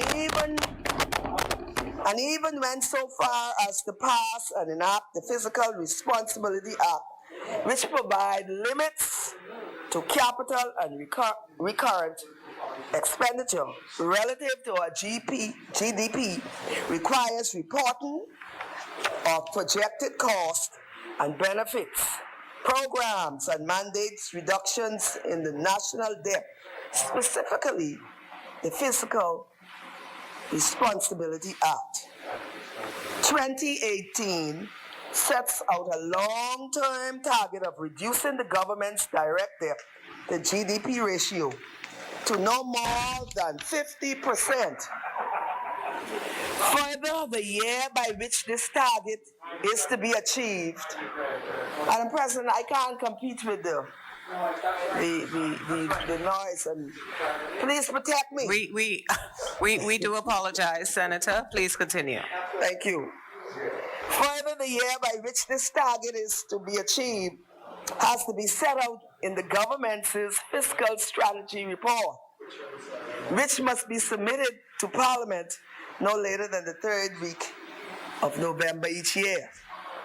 Madam President, as positive as that is to the sound physical development of our nation, ensuring that our children and grandchildren don't inherit the financial burdens of yesteryear, the opposition leader in this chamber said last August in a Tribune article entitled "PLP Won't Commit on Fiscal Responsibility Act," and I quote, "The PLP has no obligation to confirm or deny anything in the face of a demand from an organization that is not credible." End of quote. Madam President, this are coupled with the ingenuity of the Cabinet and the Ministry of Finance is one of the key components that even has us in a position of being able to borrow in a time such as this, having been a major factor to the reduction of 67% of the deficit, which is the equivalent to $440.7 million since we assumed office. A deficit that the side opposite heavily contributed to. Madam President, permit me once more to ask this question: where is their shame? I said the Family Islanders. I said the Family Islands. From crisis to opportunity. Madam President, it is no secret that this administration has had to endure more crisis in its first 3 years that any other administration of modern-day Bahamas has its entire 5-year term. Each of us sitting in this honorable house knows that. I think we're moving, excuse me, Senator, that we're moving to the point of cynicism in our comments, and I would suggest that we respect the senator who is speaking and allow her to continue in the absence of the cynicism. Thank you very much, Madam President, for protecting me, for protecting the Family Island Speaker. I'm thankful, Madam President, for the entire country, and especially the Family Island. This administration will take us, has taken us from crisis to opportunity. I turned my attention to national insurance, commonly known as NIB. Madam President, I would be remiss if I didn't acknowledge the Cabinet of the Bahamas along with the National Insurance Board for their handling of this impacted by COVID-19. I think the decision made and the work done to accommodate those unemployed, especially in the Family Islands, and in some cases, even members of the workforce has been greatly overlooked. And of course, not one of the things that those opposite highlighted became the swift decision making, the great work done to accommodate the communities unemployed, having been nothing short of amazing. Madam President, since the 28th of March, NIB expedited the unemployment benefit collection process by allowing employers to act as an agent and make these payments on behalf for which they will be reimbursed at a later date. Between the 28th of March and the 9th of June, some 24,917 applications were approved, many of them from the Family Island, that is, through this process, resulting in 38,100 total disbursement and a total of $38.1 million total. Had swift action not been taken, Madam President, and this decision not made, there would have been thousands of citizens going hungry. Thankfully, this administration had the foresight and the insight to do so. Further, Madam President, for self-employed. Well, suffice it to say, Madam President, that this administration did their obligations, unlike others. Further, Madam President, for self-employed person, every person who identified themselves as self-employed had an ability to go to NIB, National Insurance, to claim assistance offered by the government. Separate and apart from funds amassed by NIB, VIA, employees' contributions. These are persons who do not contribute and who cannot normally qualify for NIB. These individuals, reportedly 6,763 of them, took up the challenge. They went to NIB and they applied and they were approved. And NIB is scattered throughout the Family Islands. And between these individuals, a total of 24,050 disbursements have been made. And again, Madam President, I must emphasize that this was not done with NIB funds. This was paid using the government's money, a total of $9.08 $0.5 million. $0.5 million. $9.085 million. Madam President, if this does not embody the government that serves the best interests of its people, then I don't know what is. This is a government that has the best interests of its citizen at heart. From crisis, this is what the government is doing. It's taking us, it's taking family islanders from crisis to opportunities. I turn my attention, Madam President, to urban. In my capacity as the Deputy Director with responsibility for Family Island Urban, I have been overseeing the 8 centers scattered throughout the Bahamas, namely Abaco, Auckland, Andros, Cat Island, Crooked Island, Eleuthera, Exuma, and Long Island. Centers were established throughout those islands, and those centers are manned by center managers and other employees, some 3 or 4 added employees. Urban Renewal is a program that was created to transform and empower the lives of persons in the inner city and on the islands. And this entity catered to all persons in the inner city and the islands, with its main focus on youth, seniors, and unemployed.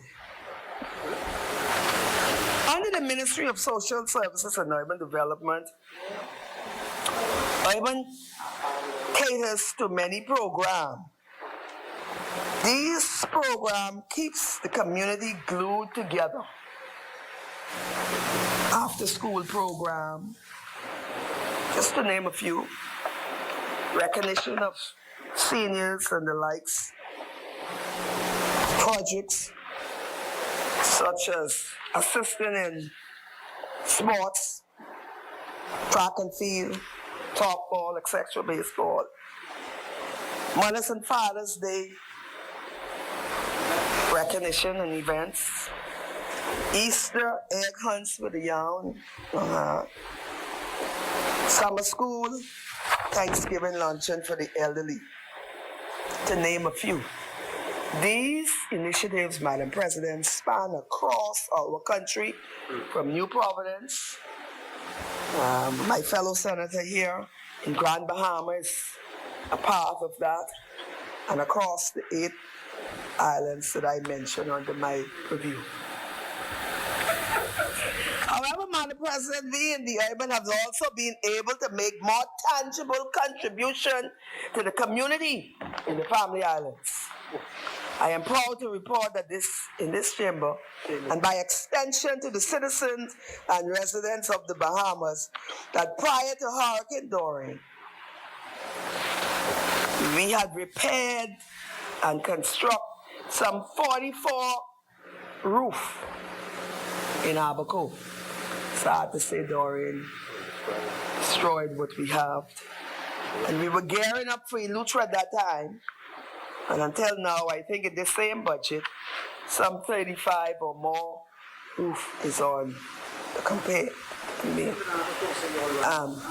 And I must note, Madam President, that in New Providence, other roof was repaired in Grand Bahama, but that's not on my jurisdiction. The senator will talk about that. Other roof was, some 459 roof was repaired in New Providence. Not only repaired, some was constructed from scratch. This is what urbans do. And I want to take this opportunity to give kudos, because a lot of time people awaken. No one cares. I want to give kudos to Mr. Alvy Penn, who is the person in charge of small home repair in urban. And he's doing a wonderful, awesome job. A man of experience and vision, and patient, because I wish I had the kind of patience that Mr. Alvey has, but he's doing a good job. Oh yes. And in 2021, in this budget, we hope to see more of roof in Andros, in looking at Andros, McCall, Long Island, San Salvador, Cat Island, and the list goes on the Family Island. Madam President, all centers in the Family Island, I know they're listening to me now, they remain open. They remain. The only time they was closed is when the country was closed. And even at that, they were anxious to get back into the center.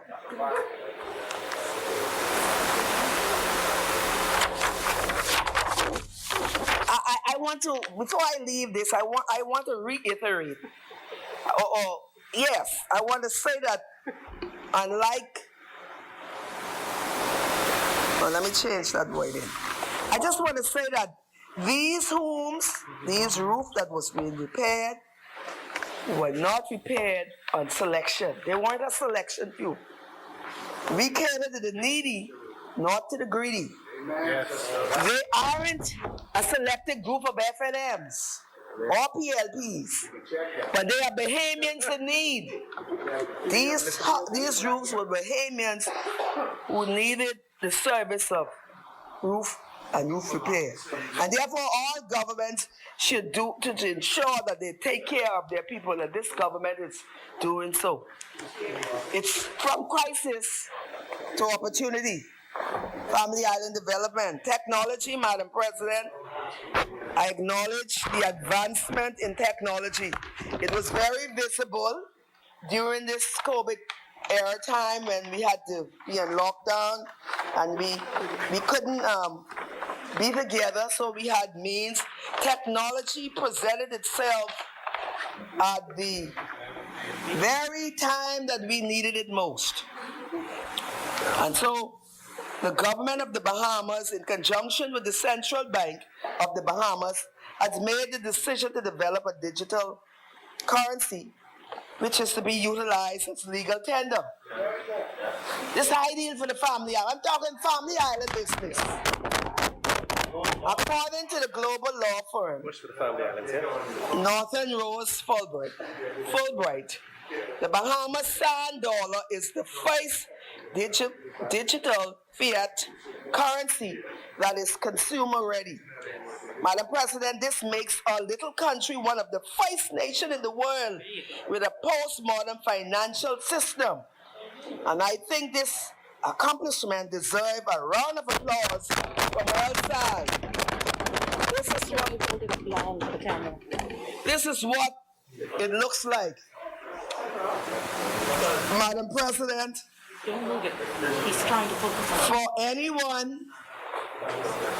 For anyone that frequents the island, the Family Islands, they would understand the frustration of the banking system on those islands due to unreliability or simply no banking system at all.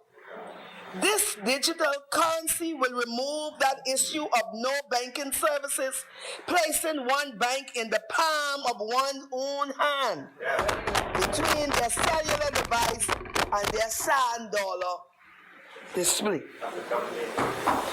So far, the sand dollar has been piloted in Exuma and has exceeded its expectation of 500 participants, with enrollment in January standing at 1,200. However, Madam President, there was an excess of 1,800 residents in Exuma, which is evident that the sand dollar is working properly. That is easy to use. Additionally, since the passage of Hurricane Dorian, the decision was made to allow Abaco to participate in the piloting phase of Sand Dollar due to destruction of its banking services. And it has done so the earlier part of this year. Madam President, this global achievement will be fully rolled out across the Bahamas by the end of 2020, I'm told, and would alleviate the stress of banking for family islanders from Abaco in the north to Inagua in the south. From crisis to opportunity. Education, Madam President, on the educational front, a sector that I am most passionate about, the Free National Movement is again displaying its commitment to the Bahamian people. It is no secret that the FNM has a track record on improving the educational standards of Bahamian across this archipelago. Track record. Sadly, the same cannot be said about persons, the opposition, who time after time has made dismal contributions to the improvement and advancement of education for our nation's future leaders. Nevertheless, Madam President, this administration, as the previous FNM administration, acknowledges how critical a robust education sector is for the development of our country. In particular, in our family islands during this budget year, Madam President, we have allocated 4.85 million as a part of the Ministry of Education summer school repair program for the repair of 97 family island schools. The schools comprises of primary school, high school, and all-age school in each of the family islands. The implementation of the virtual schools for the Macau district proved to be, Madam President, I want you to listen carefully to this. The implementation of the viral school for the Macau district proved to be the way during this new norm. And it was implemented under the premise that we had lack of teachers, very little students and lack of teachers. And so the viral school was implemented.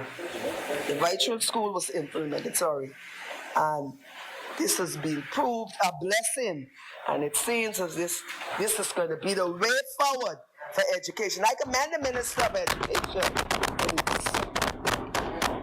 Additionally, work is in progress at the following family island schools, and completion is projected between January and September 2021. Those schools in Holmes Rock School, Senator can talk about that, but then Holmes Rock Junior High School, yes. Low Sung Primary School, Staniel Key All-Age School. Madam President, recently expansion were completed at the following schools: North Eleuthera High, North Andros High.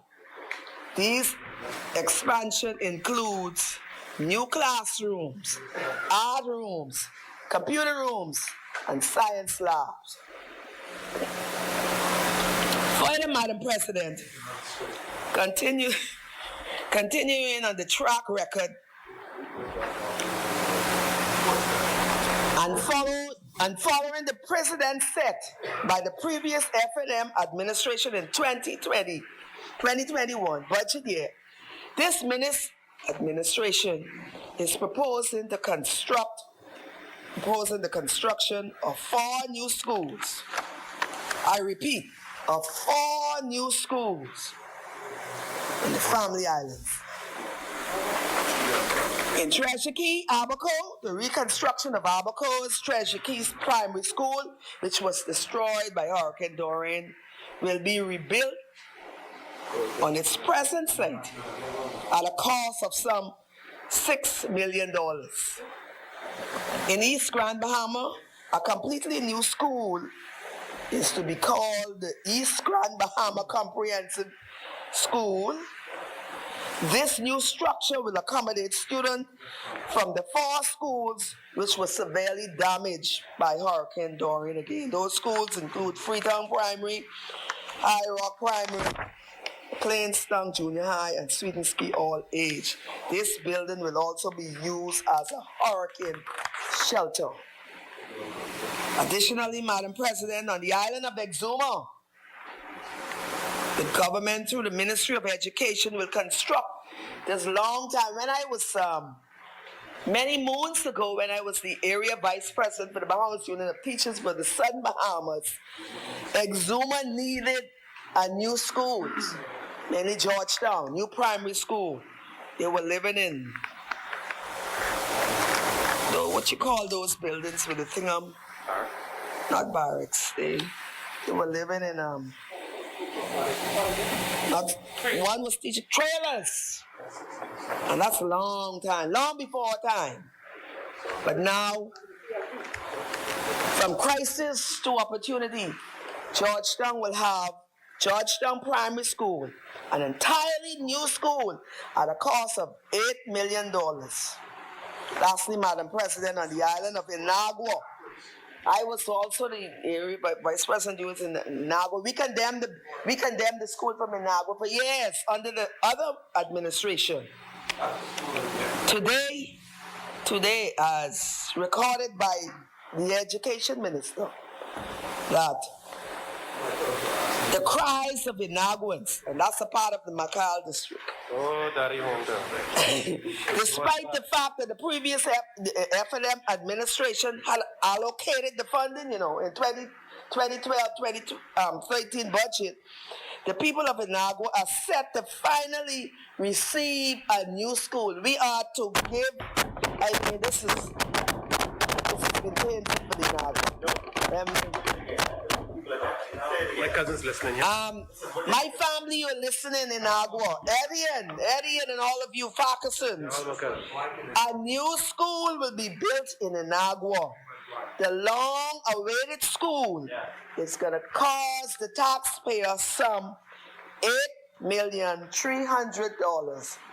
That's what we invest in education. But crisis, you were in crisis. I know about the school crisis. Inagua generate revenue. Yes.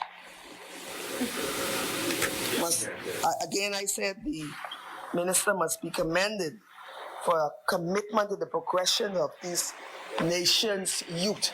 You're dealing with youth. When you're dealing with school, you're dealing with the youth. I want to just put this little point in, and I support the minister and his stand for having the examination in July. Many places are waiting. And we know that in the case of from junior school, grade 7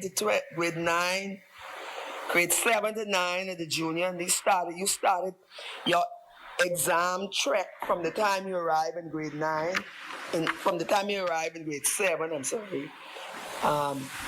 you end your junior time in grade 9. You have 3 years to do that's BJC. The same is said for the secondary school. Your track starts in grade 10, 11, and exams. So you have 3 years. So no other logic can tell me that student is not equipped or cannot be or should not or would not or be able to take the exam. I support the minister. Exam in July. Finally, in this section of education, Madam President, it gladdens my heart for my family island people to mention the creative and inspiring initiative that will happen for the first time in our country, a back to school back holiday.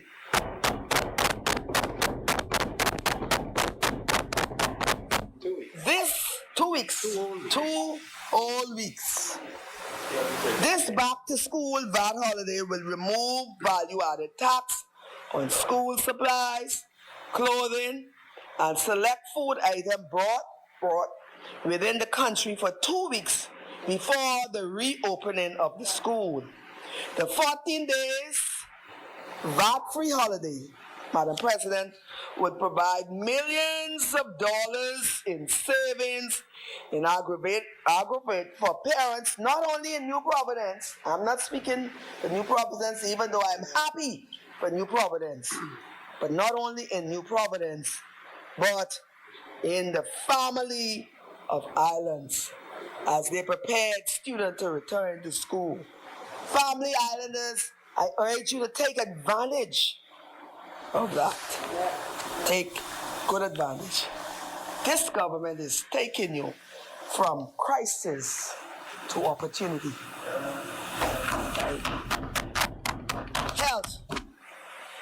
Madam President, as I shift my focus on the conditions of the health services in our family islands, I must thank the Honorable, the former Minister of Health, the Honorable Dwayne Sands, for his services rendered in health. Not only him, all those health persons who were on the front line, who served us, well, during this COVID-19 and beyond. Even the officers, I must commend them and thank them. Madam President, the administration has heard the concerns of residents on the family islands who have for years complained about the inadequate facilities and services provided in their clinics and the necessity of coming to the city to receive sometimes even minor medical treatment. These arduous journeys, Madam President, are about to become a thing of the past. As the new Minister of Health mentioned during his contribution, a capital development action plan was developed to effect repairs to clinics on each island during his first tenure as Minister of Health, and now would be implemented.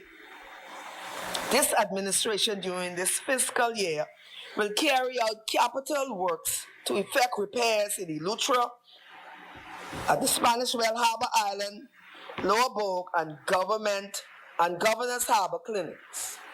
Additionally, repairs will also be carried out in Andros. It is now projected that the Mangrove Key and Nicholstown community clinics will be completed in the new fiscal year. Further, Madam President, speaking to the existing shortage of physicians on some family islands, the minister noted that there are currently no physicians posted in Spanish Wells, San Salvador, Maguana, and Sandy Point. I am so happy that we in Crooked Island, Auckland, and Long Key have our resident doctor who lives in Spring Point, Auckland, and I say kudos to Dr. Scavala. He's doing a good job in those islands. Nevertheless, Madam President, in July, a doctor will be posted in both San Salvador and Sandy Point, Abaco. In August, another physician will be placed in Abaco. In September, a doctor will be posted in Spanish Wales. Before the end of the year, there will be a doctor in place in Moores Island, Abaco. In due time, San Salvador and Maguana will have their doctors as well. A government that is for its people, all of its people, as we moved from crisis to opportunity. Crown land, agriculture, and fisheries. Madam President, any family islanders or even the descendants of family island residents are well aware of the frustrations that exist in relation to Crown land. One often hears the complaints and venting of people across the country as they express their anger or disappointment that they applied for Crown land 5, 10, or 20 years ago and have not received a response. However, Madam President, as of March 2020, the Department of Lands and Surveys prepared and finalized 49 Crown land grants for Bahamians, including on the islands of Inagua. The south is coming. The islands are coming. Crooked Island and Meguana. And this is just the beginning. So the rest of the family islands is good. As the Prime Minister stated numerous times before, we are starting from the south and coming up north, ensuring that those family islands that are neglected by the previous administration know that this administration is one that is working for them. Many moons ago, I too was in that category. I applied, and I can say that help and hope is on the way for me. Additionally, Madam President, for the agriculture and fisheries sector, this government is set to reduce the duty. Most of the persons in my area do little farming and little fishing, home consumption, sell around the island, the rest of them. And the duties on fishing materials from 45 cents to 20 cents, effective, the 20%, sorry. Effective July 1st, 2020, some of these items include fishing rods, reel, lines, tackles, and other materials. Further, the government is also reducing the duty on farming equipment for the use of backyard farming from 20%, from 25% to 10%. Some of the items included in this package are spades and shovels and work benches, machetes, and hedge shears. These duty reduction, Madam President, will greatly benefit the many family islands residents whose livelihood depends strongly on the agriculture and fisheries. It has been my experience, Madam President, that during this lockdown, a number of persons began their backyard farming. I too was one of those. I took the opportunity to stay at home and use my daughter's backyard so they farm. I have nice things growing, the corn, and it takes me back to my days. The okras, tomatoes, and the list goes on. And so a group of persons, namely the Aucklands and Crooked Island growers, who came together and did the same thing. And it's amazing to see what, from March, I said, to now, what their backyard farm look like. They are waiting help. I'm sure that God helps themselves, and they try to help themselves, and the government will come and try to do something to help them, especially the clearing of land. We don't have access with the clearing of land. I have no doubt that there will be the land clearing of seed. I must commend Long Island's MP, who gave thousands of seeds he sent to his island in Long Island. From crisis to opportunity. Ministry of White Projects. Madam President, during the Member of Parliament for Carmichael's during the members of Parliament, during Carmichael's contribution, who also served as Minister of White, I sat and listened attentively. Madam President, the more I listened, the more excited I became for my fellow family islanders. Despite what members opposite would want the voting public to believe, despite the many rhetoric-filled press statements and contribution made by the chairman of the PLP, who also sits in this place, my good friend, the fact remains that the Free National Movement is the only administration that actually delivers for family island people. We do not want to make family island residents dependent on the representatives of the government. We are the only administration that gives the tools that they needed to compete with any other else in the country and the world. Sad to say, Madam President, most of these projects in the family island that we have completed that are ongoing, but that will commence within this budget cycle. The prior F&M government left money for the budget from 2012. But the other party decided that these projects were not necessary and that Family Islands people should, I don't know, do without, but suffice it to say that, Madam President, that surely this F&M government do cares for the farmers, for the Family Island people. The vice permit me to mention a few of the projects that this administration has completed or will be completing in a few short months on the island of my birth, Crooked Island. This administration acknowledges the necessity of them, the necessity to construct a seawall and carriageway. As I speak, they are about 85% complete in the road and the carriageway in this project, and that cost the Bahamian people $12.8 million.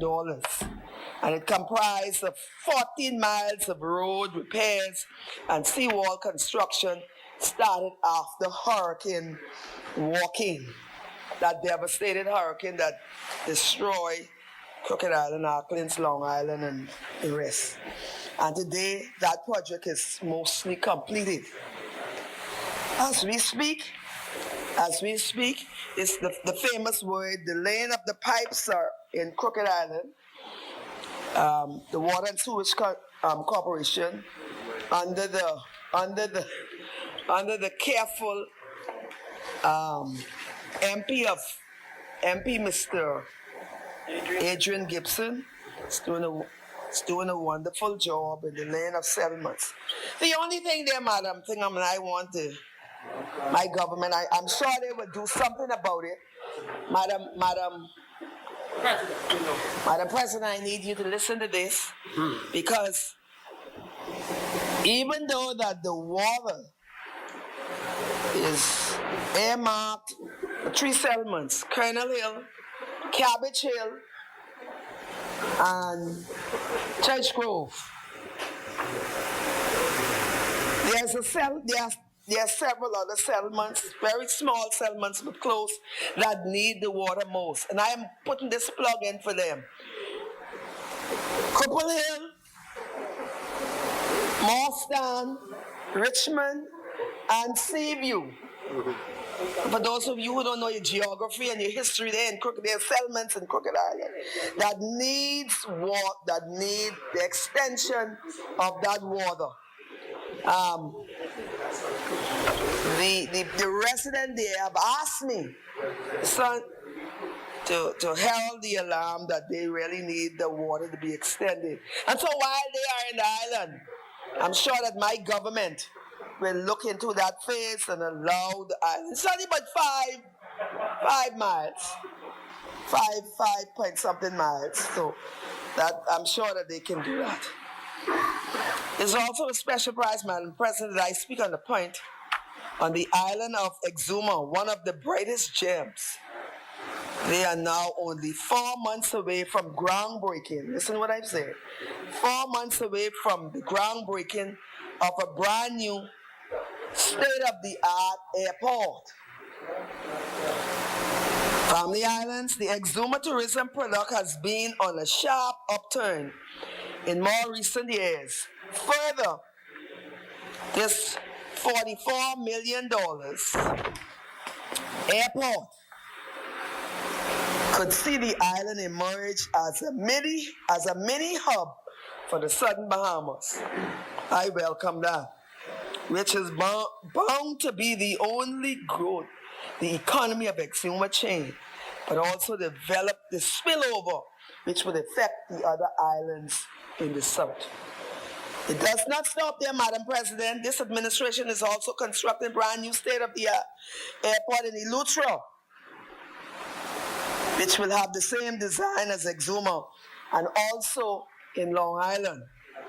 Long Island have one of the best construction as was seen during the Most Honorable's presentation, and this is in my opinion.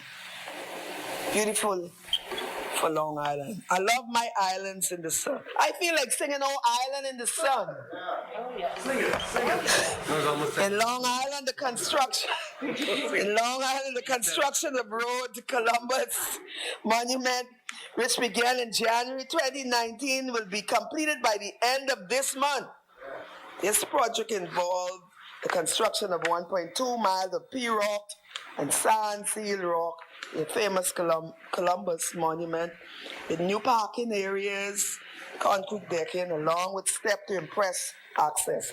This project cost the government $1.35 million.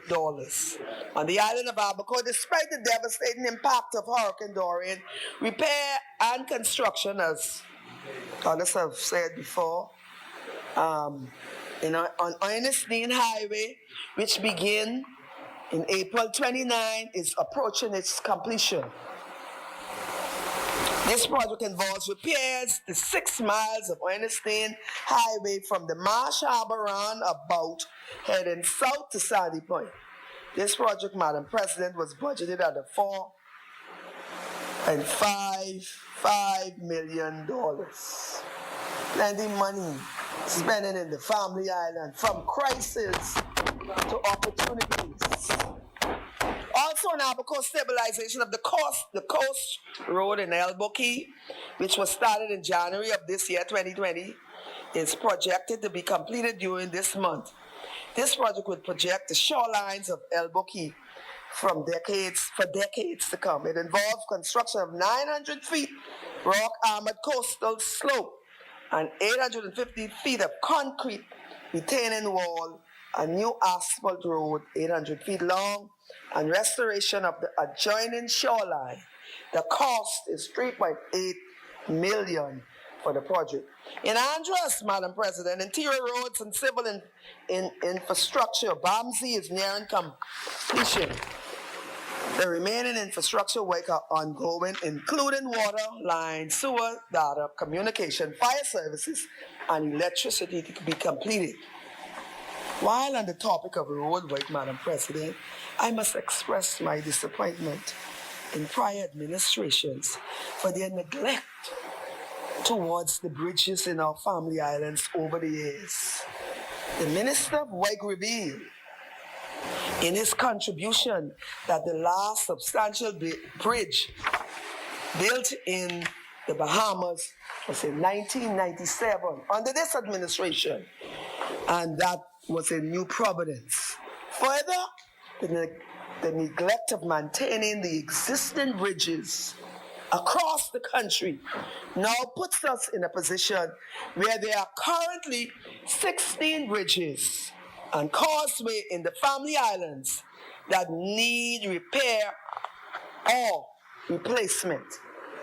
However, in three short years, this government, led by the Honorable Dr. Hubert Minnis, has completed construction on one of those bridges, the Newton Key Bridge in Long Island, complete repair to another, commence construction on 3 others, and engage engineering consultant to provide the planning process for the construction of an additional 2 bridges. Madam President, the amount of work that this administration has done since coming into office is truly undervalued. Nevertheless, the work will continue, employing thousands across the country, restoring our infrastructure and putting money in the pockets of Bahamians. We will demonstrate to the entire country, especially the Family Islands, what a government is to do in tough times like these. Cat Island Water Project. Madam President, I must acknowledge the executive chairman for Water and Sewage, a young man who is about to do more for Cat Island than a member of parliament would have done in 18 years. Sage Gibson, Madam President, someone from side opposite in another place have referred to him as a little boy. But this little boy is about to contribute to the urbanization of Cat Island more than it has been urbanized since it was last cared for by the F&M administration. This urbanization that I refer to, Madam President, is the installation of potable water, Madam President. That doesn't sound weird. In 2020, there is one of our major islands who representatives, excuse me, in previous administration was the Minister of Waste, who has responsibility for water and sewage, and they still don't have running water. Let that sink in, Madam President. Currently, the residents of Cat Island must rely on tankering, the water tankering system operation, where a single truck has to attend to residents throughout Cat Island to deliver water or to tote water in their heads back to them. Madam President, just imagine how those foreigners who follow Bahamian news must view us when they heard this news. Imagine how many potential foreign direct investment that this neglect for one of our gem islands would have prevented. Imagine, Madam President, how this neglect could have halted the island's growth prospect and halted the much greater contribution that the proud people of Cat Island could have made to our country's tourism product, bringing in the foreign currency that's in time like this we so desperately need, and to hold on to it. Nonetheless, an F&M administration again is answering the cries of the Cat Islanders from crisis to opportunity. Madam President, as I wrap up my short presentation in this honorable house, I admonish the members present and those who are watching with us to think critically of all that is taking place in our country today. The F&M administration was on a journey to unprecedented development of our family islands and debt reduction before the tragedies of Doreen and COVID-19. This 2020-2021 budget is evidence of a most trying time in our nation's history. Through good stewardship of the Bahamian people's interest, we have been able to reduce the country's debt by 67% since coming to office. It will be through the same good stewardship that we will take the country to recovery after these global events. The F&M administration has prioritized relief for the Bahamian people, as evidenced through NIB's response to the thousands of citizens that remain unemployed. I'll make it in one. They have demonstrated our commitment to the advancement of urbanization and the further development of our family islands. They have committed to technology advancement to improve the lives of previous disenfranchised. The Sand Dollars project will be remembered and hailed for years to come. Madam President, I support this budget and I congratulate this administration for their care and their empathy for our people, for their steadfast commitment to economic and social recovery in the face of tragedy. And I commend them on maintaining the fiscal prudency during this public budgeting exercise. Madam President, this budget exhibits nothing less than a government that cares and one that will transfer the entire country from crisis to opportunity. Thank you.